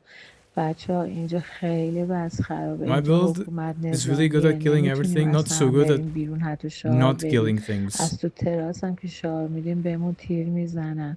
بعد میخوایم بریم بیرون حتی خرید بکنیم تفتیش میکنن، همه جامونو میگردن، رخت لباس دست میبالن، بعد کیفمونو گوشیمونو وا میکنن، پیاما رو ببینن، ترسمون مجبوریم همه چی پاک کنیم. خلاصه اوضاع خیلی خرابه، مردم نمیتونن برن. یعنی وقتی اگه 2 نفر، همین نوه من ساغر که الان 19 سالشه، میره بیرون 2 دفعه تا حالا ساچمه خورده تو پاش، موهاش انقدر کندن، ساناز گرفته، انقدر جیغ و داد کرده که این کاری نمیکنه، بچه است، چیزی نداره، فقط وایساده داره نگاه میکنه که شما پیش تا فرش داشتیم آوردیمش خونه، وگرنه بعدش می‌داشتن میبردنش. وقتی هم ببرن دیگه دستمون به هیچ جا بند نیست، همه رو دارن میکشن. یعنی ما چه گناه کردیم که داریم 2 دفعه تو این سن این دوران میگذرونیم؟ یک سری از بچگی، انقلاب و جنگ، حالا اینجوری باید بچه هامون رو ببینیم دارن میکشن. میترسم اصلا برم یه نون بخرم، انقدر که بدجور، نمیدونی چجوری لباس پوشیدن با توپ و تانک تو خیابونا، زره پوشیدن. بعد ما دست خالی، اونا هم وقت از ما میترسن، ما باید از اونا بترسیم. ولی خلاصه خدا به دادمون برسه. تو رو خدا شما هوامون از اینجا داشته باشیم، شاید انشالله خدا کمکمون کنه. فقط بدونین که وضع خیلی خرابه. نمیدونم دیگه میتونم یه بار دیگه هم باهاتون حرف بزنم، اصلا عمری ازمون میمونه. خیلی وضعیت خرابه، نمیدونین گرونی داره بیداد میکنه، اذیتشون هرچی بگم کم گفتم. حتی تو خونم حمله میکنن، دنبالمون میان تو خونه رو میگردن، دوباره دارن مثل قبلا میان تو ساختمون رو، ماهواره ها رو قطع کردن، پا رو زیدن، دختر هیچی نداریم، از هیچ طریقی نمیتونیم خبر پیدا کنیم، فقط باید اخبار خودشون رو گوش بدیم که همش دروغ.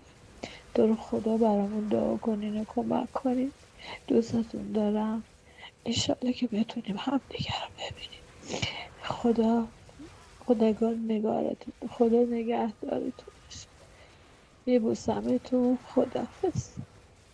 It's tough, obviously, listening to these messages, but it's also important for people to see and hear about what's going on the ground in Iran every day for these people who are not giving up their fight.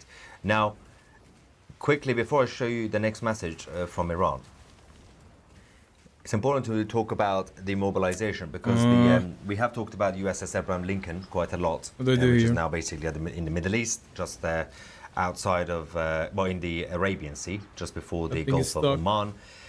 But more forces have also now joined from European bases as well as the US directly. So you do have the bombers, but you also do have the transport carriers, the transport aircrafts, as well as the actual fleet. So US Navy, Air Force, everybody are working together on this. Based on what the Pentagon are saying now, what they are preparing, what they are building up, especially in the next 24 hours, that's the window.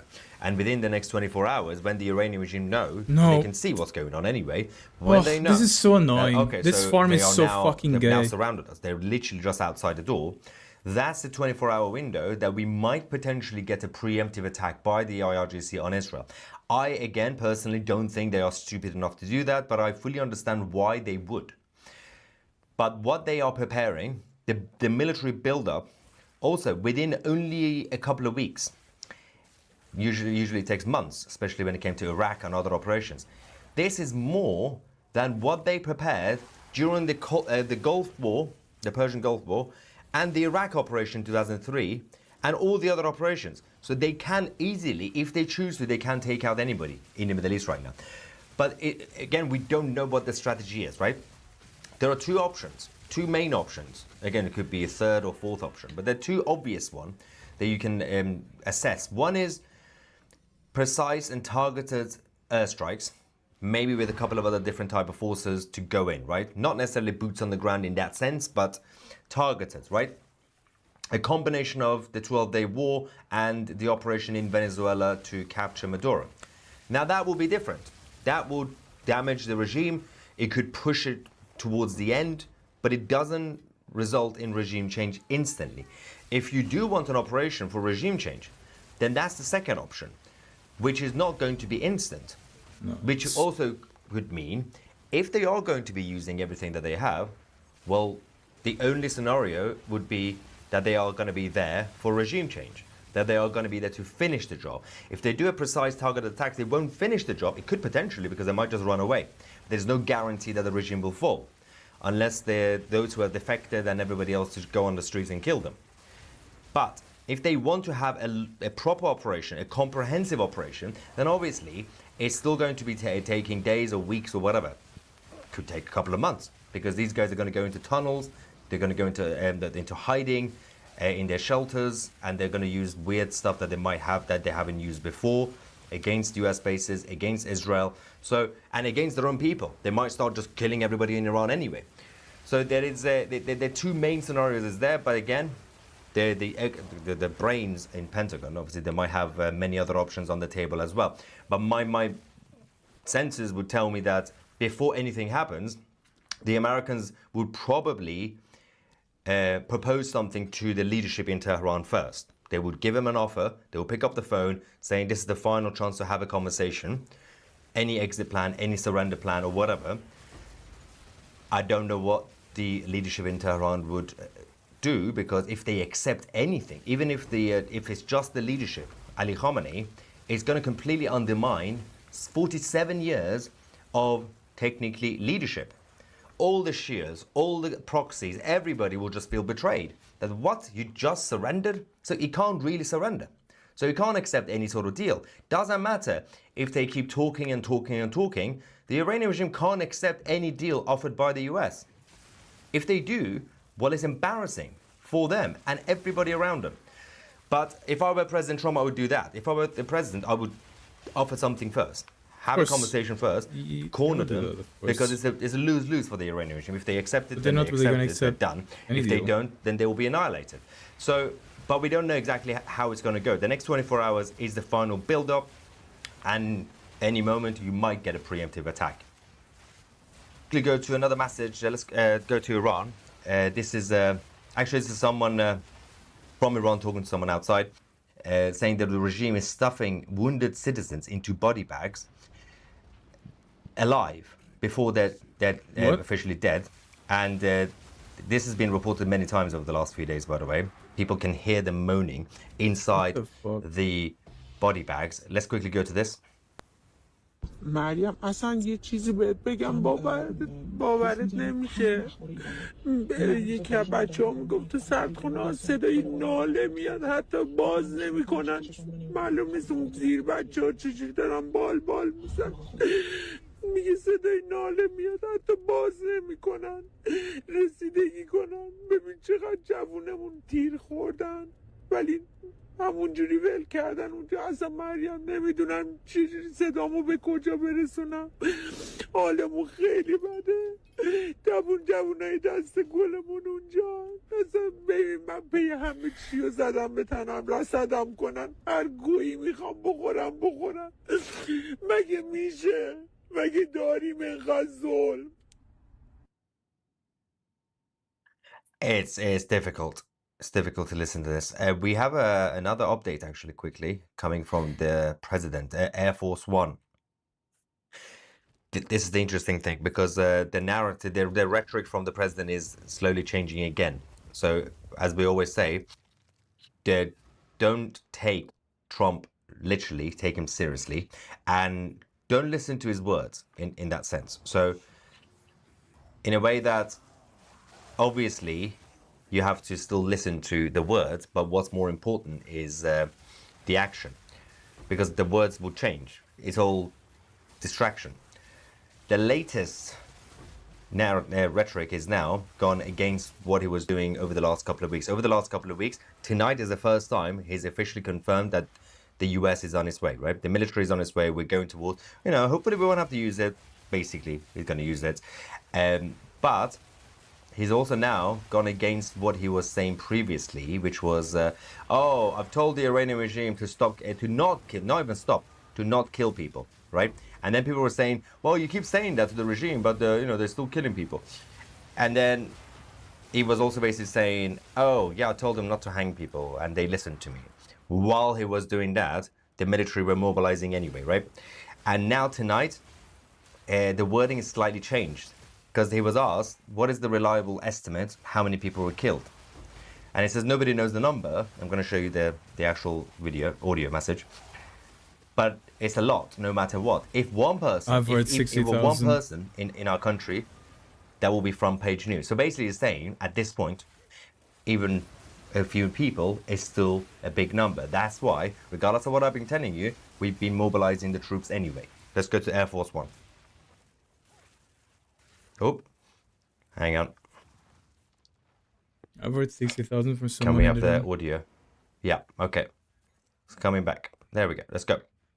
We've seen wild variation in the numbers supposedly killed in those protests. Have you seen a reliable estimate about how many people were killed? Well, nobody knows the number. I mean, it's a lot no matter what. Hey, if it was one person, in this country, if it's one person, it's, front page news. It's a lot of people. But, there's a difference between a lot and 20,000 people. So we'll find out what it is. We're going to find out exactly what it is. That is the key point as well. And there's someone in the live chat. I'm going to get your reactions quickly in a second. But somebody just said, very good question. Why is it that the US is the only one responding, right?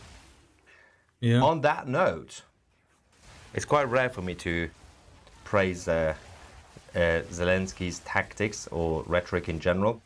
But earlier on at the World Economic Forum conference in Davos, Zelensky wasn't just talking about Ukraine. He actually called out, for the first time, he called out the European leaders, which is the fascinating part. And he's absolutely spot on. He said, everybody's waiting for... There we go. Everybody's waiting for America. Where is Europe?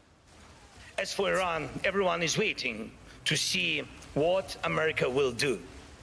And the world offers nothing, Europe offers nothing, and doesn't not want to enter this issue as the supporter of the Iranian people and the democracy they need.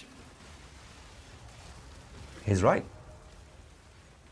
Now, the Europeans are not doing anything. Nobody's doing anything. Yeah. Now, nobody is under any obligation, right? Technically speaking, no European nation or any Western country, but nobody's forcing them. But one thing is, people have been saying, stop supporting the regime. That would be a good start, right? That's a good start. Stop recognizing them as a legitimate government in Iran, and start recognizing the opposition, and start recognizing the people. The European Union is one of the major globalist problems. Now, the European Parliament, we have a lot of now we have a lot of right-wing MEPs, which help. They've now passed a motion resolution to force the EU, to ask the EU to do what I said, but it's still up to the dictator of the European Union, Ursula von der Leyen. It's up to her as a dictator to decide whether she wants to do it or not. And the Europeans who are going around claiming to be essentially the advancement the beacon of advancement and democracy.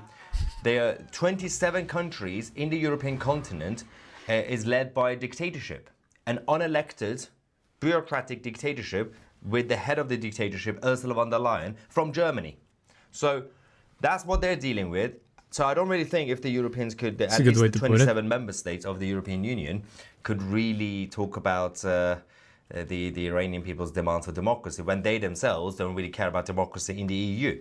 So I kind of get that. But all the other nations, Canada, Australia, New Zealand, absolutely quiet because they don't want any chaos. And this is just out of fear. This is where, in a very rare situation, Zelensky is absolutely spot on. But it goes beyond this. It goes beyond everything that's already happened over the last few decades. The responsibility, the role of the Europeans, again, the European Union, on what can only be described as cowardice and betrayal. Now, I'm just going to get some reaction from you guys in the live chat. We are waiting for more updates. This is obviously one of those nights, well, we're getting close to the weekend now. Anything could happen any moment. So anything could change any moment. Hello, Moon Friend. Are Persian men cut or uncut? Oh, they are very, very cut. Ahmed Shalkhai. Tomorrow night will be big. I will tell it like it is. That's what Trump posted, by the way. I forgot to show you that. He posted this out of context thing on Truth Social. That's literally the quote. Tomorrow night will be big. I will tell it like it is. Now, no one knows what he's talking about. Like, he might be talking about Iran. Probably not. He could be talking about Greenland. He could be talking about McDonald's. But that is the beauty of dealing with President Trump. He just says something, you're like, what's he going to talk about now? Why don't the other countries send back ambassadors from the regime and recognize the new state? That would be the right approach. You would think that, Samuel. You're absolutely spot on. That is the least that they could do. Close down the embassies, kick out all the diplomats, all the IRGC officials back to Iran, deport every single one of them, and recognize the opposition. The day is here, brother. If Trump wasn't here, we would have been in a whole different situation. Crazy Abraham Lincoln is still freeing people. That's the legacy of Lincoln. If I was gonna have a cook-off with, I was gonna have a cook-off with my nieces. Oh yeah, Daniel. Yeah, Daniel's a member of the IDF. So yes, you're gonna have to get ready, Daniel, to defend your country. Apparently, because I might be proven wrong here, but I just don't see how stupid the IRGC could be to somehow decide to launch a preemptive attack on Israel, or the US bases. Did they even have enough? Like, seriously, like. Ayatollah getting Madura'd. It would collapse the regime rather quickly. Just saying. The thing is, it's a big country. That's the issue. They have literally, their tentacles are everywhere. You're going to have to go hunt them down one by one. It has been reported that Mansour Khojaste Bagharzadeh, Ali Khamenei's wife, is seeking to access financial resources through OnlyFans. I haven't heard that, but there are many other ways to do that. Smab is insane. Especially cryptocurrency, but I don't know.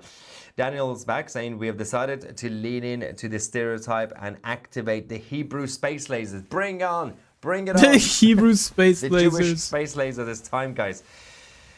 And governments that haven't declared the IRGC as terrorists are terrorist supporters. That means the UK government are Palestine Action, or Philistine Action, as I call them. Yes, I agree. No, fuck you. I'm just going to quickly, I think this is, again, live ongoing development, so there is a lot happening as we God speak. Fucking damn it, man. Headhunter is so cringe. I'm just going to quickly get some updates. Stay with me. It is going to be a long night. Well, I will take a break at some point, obviously. But while I do that, you guys can listen to my favorite revolutionary song. Go.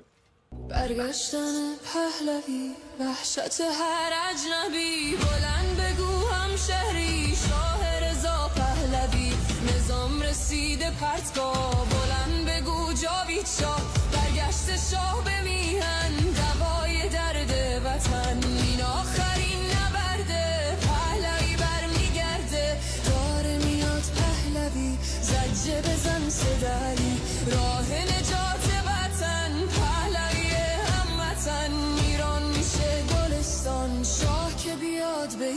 ایران ایران که شاه نداره حساب کتاب نداره آخون باید گم بشه تو تانک فشه گم شو بیرون اجنبی داره میاد پهلوی فریاد بزن جاوید شاه هر وطن خوش. Okay, now more videos are coming in thanks to Starlink. Big shout out to Elon.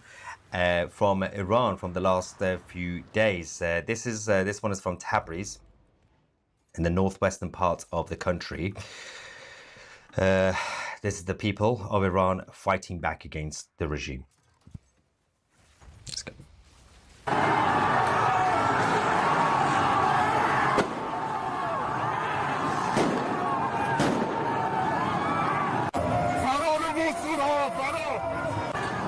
Saying they're running away. This is last week. Fuck me, man. Their bravery.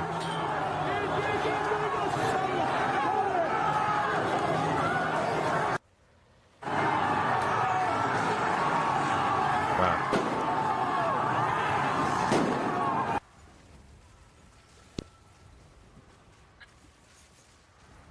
Anyway. Let's quickly have a look at you guys over here. We have, I trust Trump, but he said leadership, not regime change. Why are you taking him literally with his words? How many times I have to say this? It's 2026. Trump has been doing it since 2015, since he launched the campaign, their presidential campaign. I thought at this point people have done basic studies into how Trump operates. You know, not in a perfect way, obviously. But it's just one thing. Jesus, this map is People so take the fucking exact word insane. literally. But yes, Iran does need new leadership. I agree with Trump. What do you think about the religious ruling that Iran wants to issue if they kill Khamenei, jihad war in the world? Yes, they will last about 5 minutes. It doesn't really matter. Don't forget any sort of fatwa. We know so many Khamenei is omens led of by light the Shias. discussed so far. There is currently about 16 Shias left, basically. They're all in Iran. 5 of them are in Iraq. The Sunni world don't take orders from Shias, despite what the Muslim Brotherhood wants you to think. They are not going to listen to that. A lot of the Sunnis will obviously celebrate anyway. Could there be a summit between the Iranian Shah Reza Pahlavi and Indian Prime Minister Modi for a peace, trade and mutual defense alliance? Yeah, he has to get back to Iran first. Yeah, obviously. Modi is friends with Trump, and Modi is friends with Netanyahu. Obviously, he's going to be friends with the Crown Prince as well. I'm gonna use ingenuity, man. Poor people, CBA. all they want is freedom and just a bit of life and freedom. That would be nice. Soon Jesus Christ will free Iran from the evil Muslim regime. Repent It's and already be baptized. 5 omens of light. What the hell? Margot from Israel says, a friend told me something about the IRGC putting mines all around the Persian Gulf to use as a dead man switch that would disrupt oil production. And that is the reason why many don't want to attack to happen. You don't need to do anything, well, just stay away from the Persian Gulf until you actually discovered everything. So for now, it's all about the actual attack, which requires fighter jets. And you can just close off the Persian Gulf. You're going to have to do it to check everything before you reopen it. Because once the war starts, the Iranian regime will close off the Strait of Hormuz anyway. So how much rarity do I have now? Just go and find out what's going on. 20 more. They got bigger things, 20 more. dirtier tactics that they could use than the Persian Gulf. The people of Israel are prepared. We are not afraid. Good. Only America. What are we? Chopped liver? Yeah, well, your government, well, Israel, thanks to Eyal Zamir, still the public position is Israel will not get involved. That is the official position from Israel. They don't want to attack. But the other position from Israel is, if we get attacked, then we'll attack. So, yeah, Israel is not getting involved publicly, directly. Behind closed doors, behind the scenes, that's different in terms of Mossad. But yeah, you guys are not involved unless you're attacked, which is highly likely, and then that means that you will be involved. Danny, that's why even Netanyahu has not been talking about regime change again in Iran. It's like, not now. With a few exceptions, the EU wouldn't know what to do, even if it bites them in the butt. Basically, yeah, it's the EU. Demons I look forward to the day when the IRGC is relegated to the history books, past tense. Good. And there's a lot of other comments here. Okay. I love Trump. I voted for him 3 times, but if he doesn't keep his words, but the military are there now, so there's only a bit he could do. Keep his words to these brutalized, brave people, I will despise him. Now, the only reason at this point, with the millions of US dollars that's now being spent on mobilizing the troops, the only reason I would see any sort of military action to not happen would be for a reasonable That was an absolutely excuse, insane map. that there would have to be something, maybe a different option, whether it's assassinations or something behind closed doors. Just 5 moments of light. With all the military being mobilized, it's difficult to see how 192 divines. Like, there will be no action. There will have to be some action. Holy shit, Again, that was they so could insane. decide not to do anything. Obviously, it's up to them. Nobody's forcing them, right? But it costs a lot of money to mobilize the troops. I know the Americans would say we don't care about money. Let me go look at the still, modifiers. It's a waste of time as well. Where is Dharma's support around the back being bumped? Oh, God. Abyss spawn 104% increase Thank you, Danny. monsters. And 10 additional rare monsters spawn from abysses.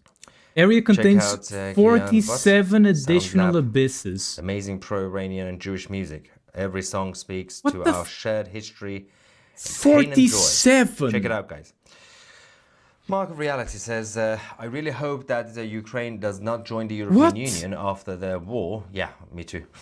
It would be quite a shame to spill all that blood for freedom and to hand it over Monsters to a have bunch of 44% unelected increased bureaucrats. effectiveness. Can you also tell that to the idiots of the leaders of the Eastern European countries 277% who've been brainwashed rarity. and bribed for years to be 100% part of the European Union increased because number of rare they've been monsters. told it's basically a mafia racket. The 47 European Union. They tell additional Eastern European abysses. countries, if you don't join us, you won't be protected. As if the EU could do anything. We are the beacon of democracy. Was that some sort If you of don't join double us, you're proc or basically Russia. something? Like, what? How does that work? If you're not happy, join NATO. Why on earth would you join the EU? Oh. Oh, well, we'll give you money. Didn't mean to. Oh, that's nice. We'll give you free money. People go, yeah, in Eastern Europe, we could have some investment in our country. No. They're giving it to your governments or wasting it on stupid projects, vanity projects. Nothing gets done.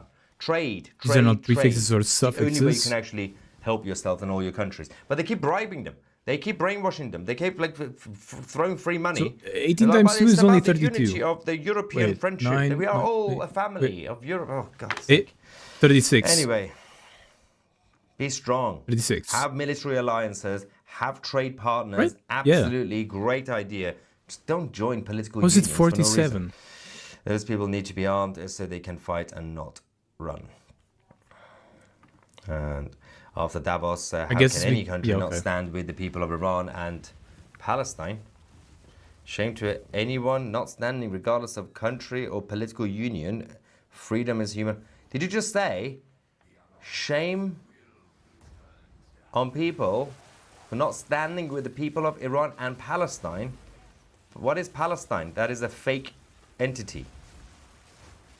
You mean a group of terrorists that invaded Israel? Yeah, okay.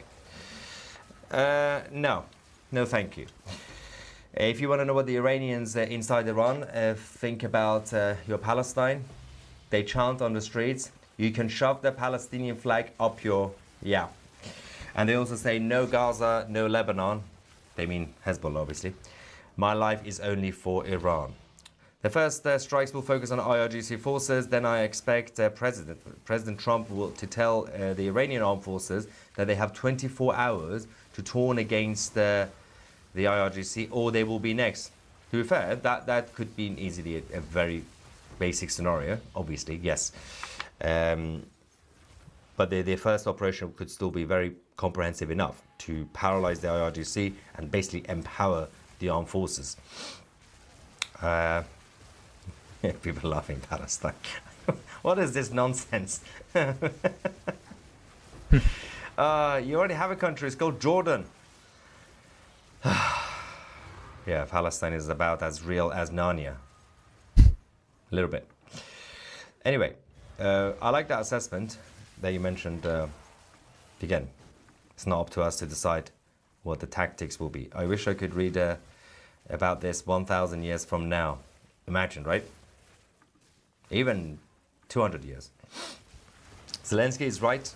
Europeans are quiet, pro-regime, afraid of their own domestic ghettos. Iran was behind Hamas on October 7th, and Putin was behind Iran. And let's not forget that lovely guy, Winnie the Pooh, in Beijing. Macron is truly evil. He has destroyed his own country and is stopping Europe from listing IRGC as a... Macron's republic is so stupid right now in France.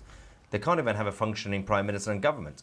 Like, how hard is it? The whole point of Macron was supposed to be bringing stability to the office of president so that the actual government with the prime minister will actually be able to function. France is in a bit of a mess thanks to the so-called centrists. Don't be a centrist. It's a terrible idea. You're going to get hit by both sides. Someone said you need moderators to stop the troll spammers. No. I don't know the differences between like centrists people, and if you have leftists. spammers, you can click on them and click block. You block them.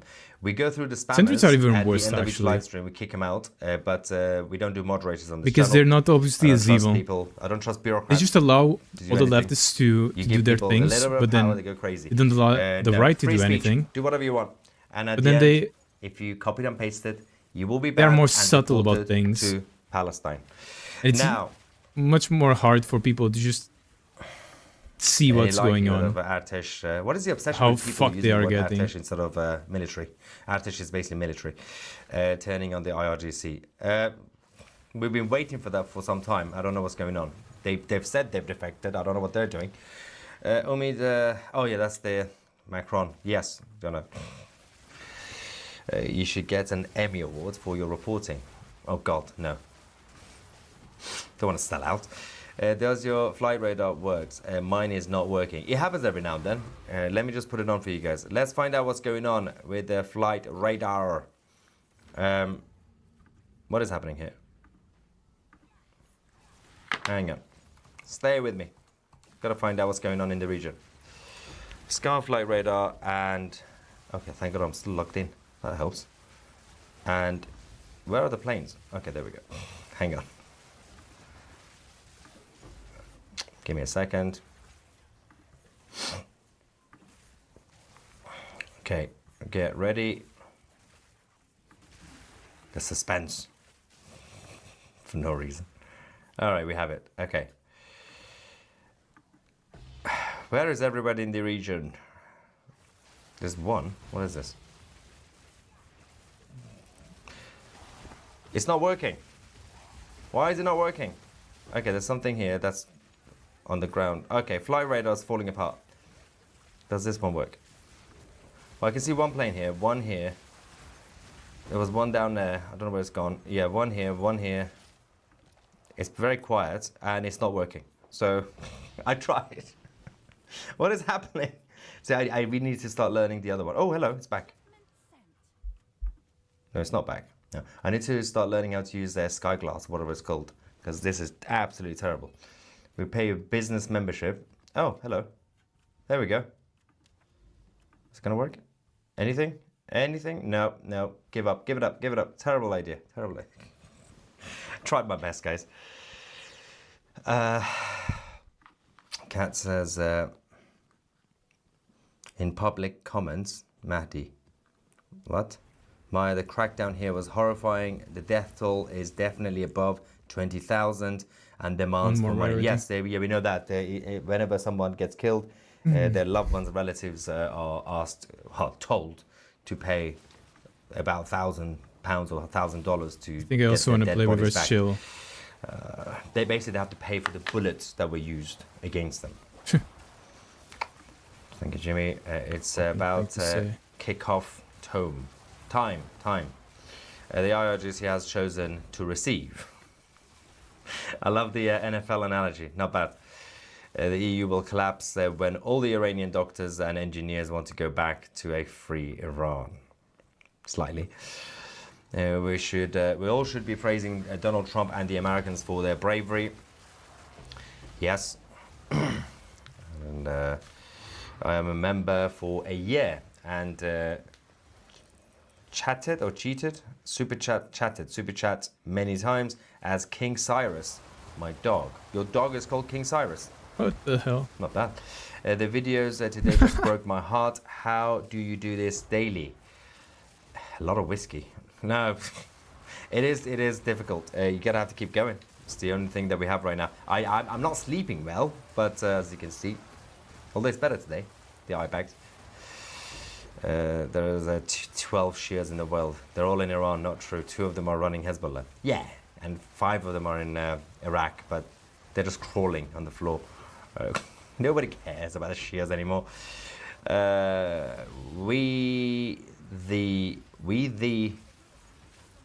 want a watch party for the revolution with Tusi, Armin and Goldie, Sahar and Tal. Someone in the comments referred to it as the Fantastic Five. That is not a bad idea. And at least 2 of us have a fatwa on us. Me and Tal. I got 2. I'm so bragging that I have 2 fatwas. He's got 1. I think my good friend Douglas Murray has more than a couple. I think, I don't know. I was talking to him last year about this. I think he's got 1, I don't know. We all have 1 or 2 at least these days. You need Starlink. Shall I call Elon? I have Starlink. And people in Iran have Starlink. It's just, this signal jamming has not helped, but they're still trying their best. So what is going on? Hang on, let me just check the latest on this.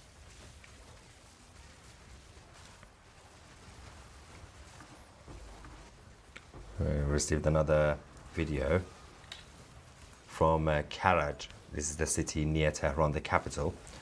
And the videos are delayed, obviously, as you know, but they're coming in through Starlink. And let's just quickly go to this one. Maps don't drop very much. See how the people have been fighting over the last few weeks now. I don't know what to think.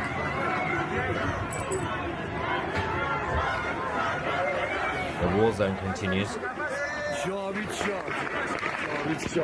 Saying, long live the king. Did you hear the gunfire at the end?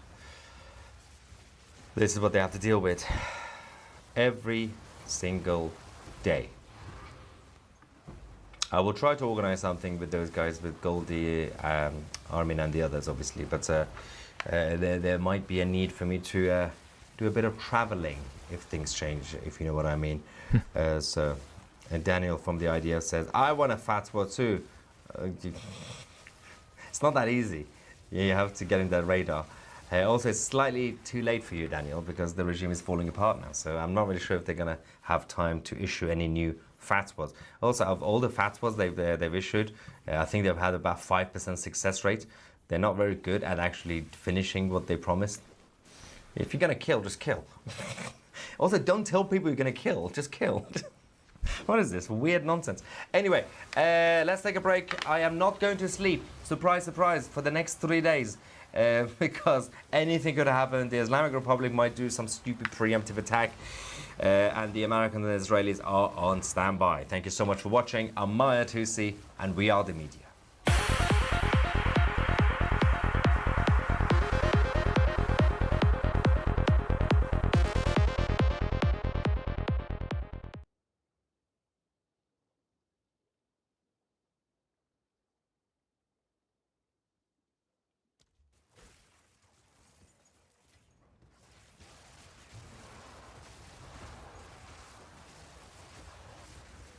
I think I'm gonna go have some beef after this map.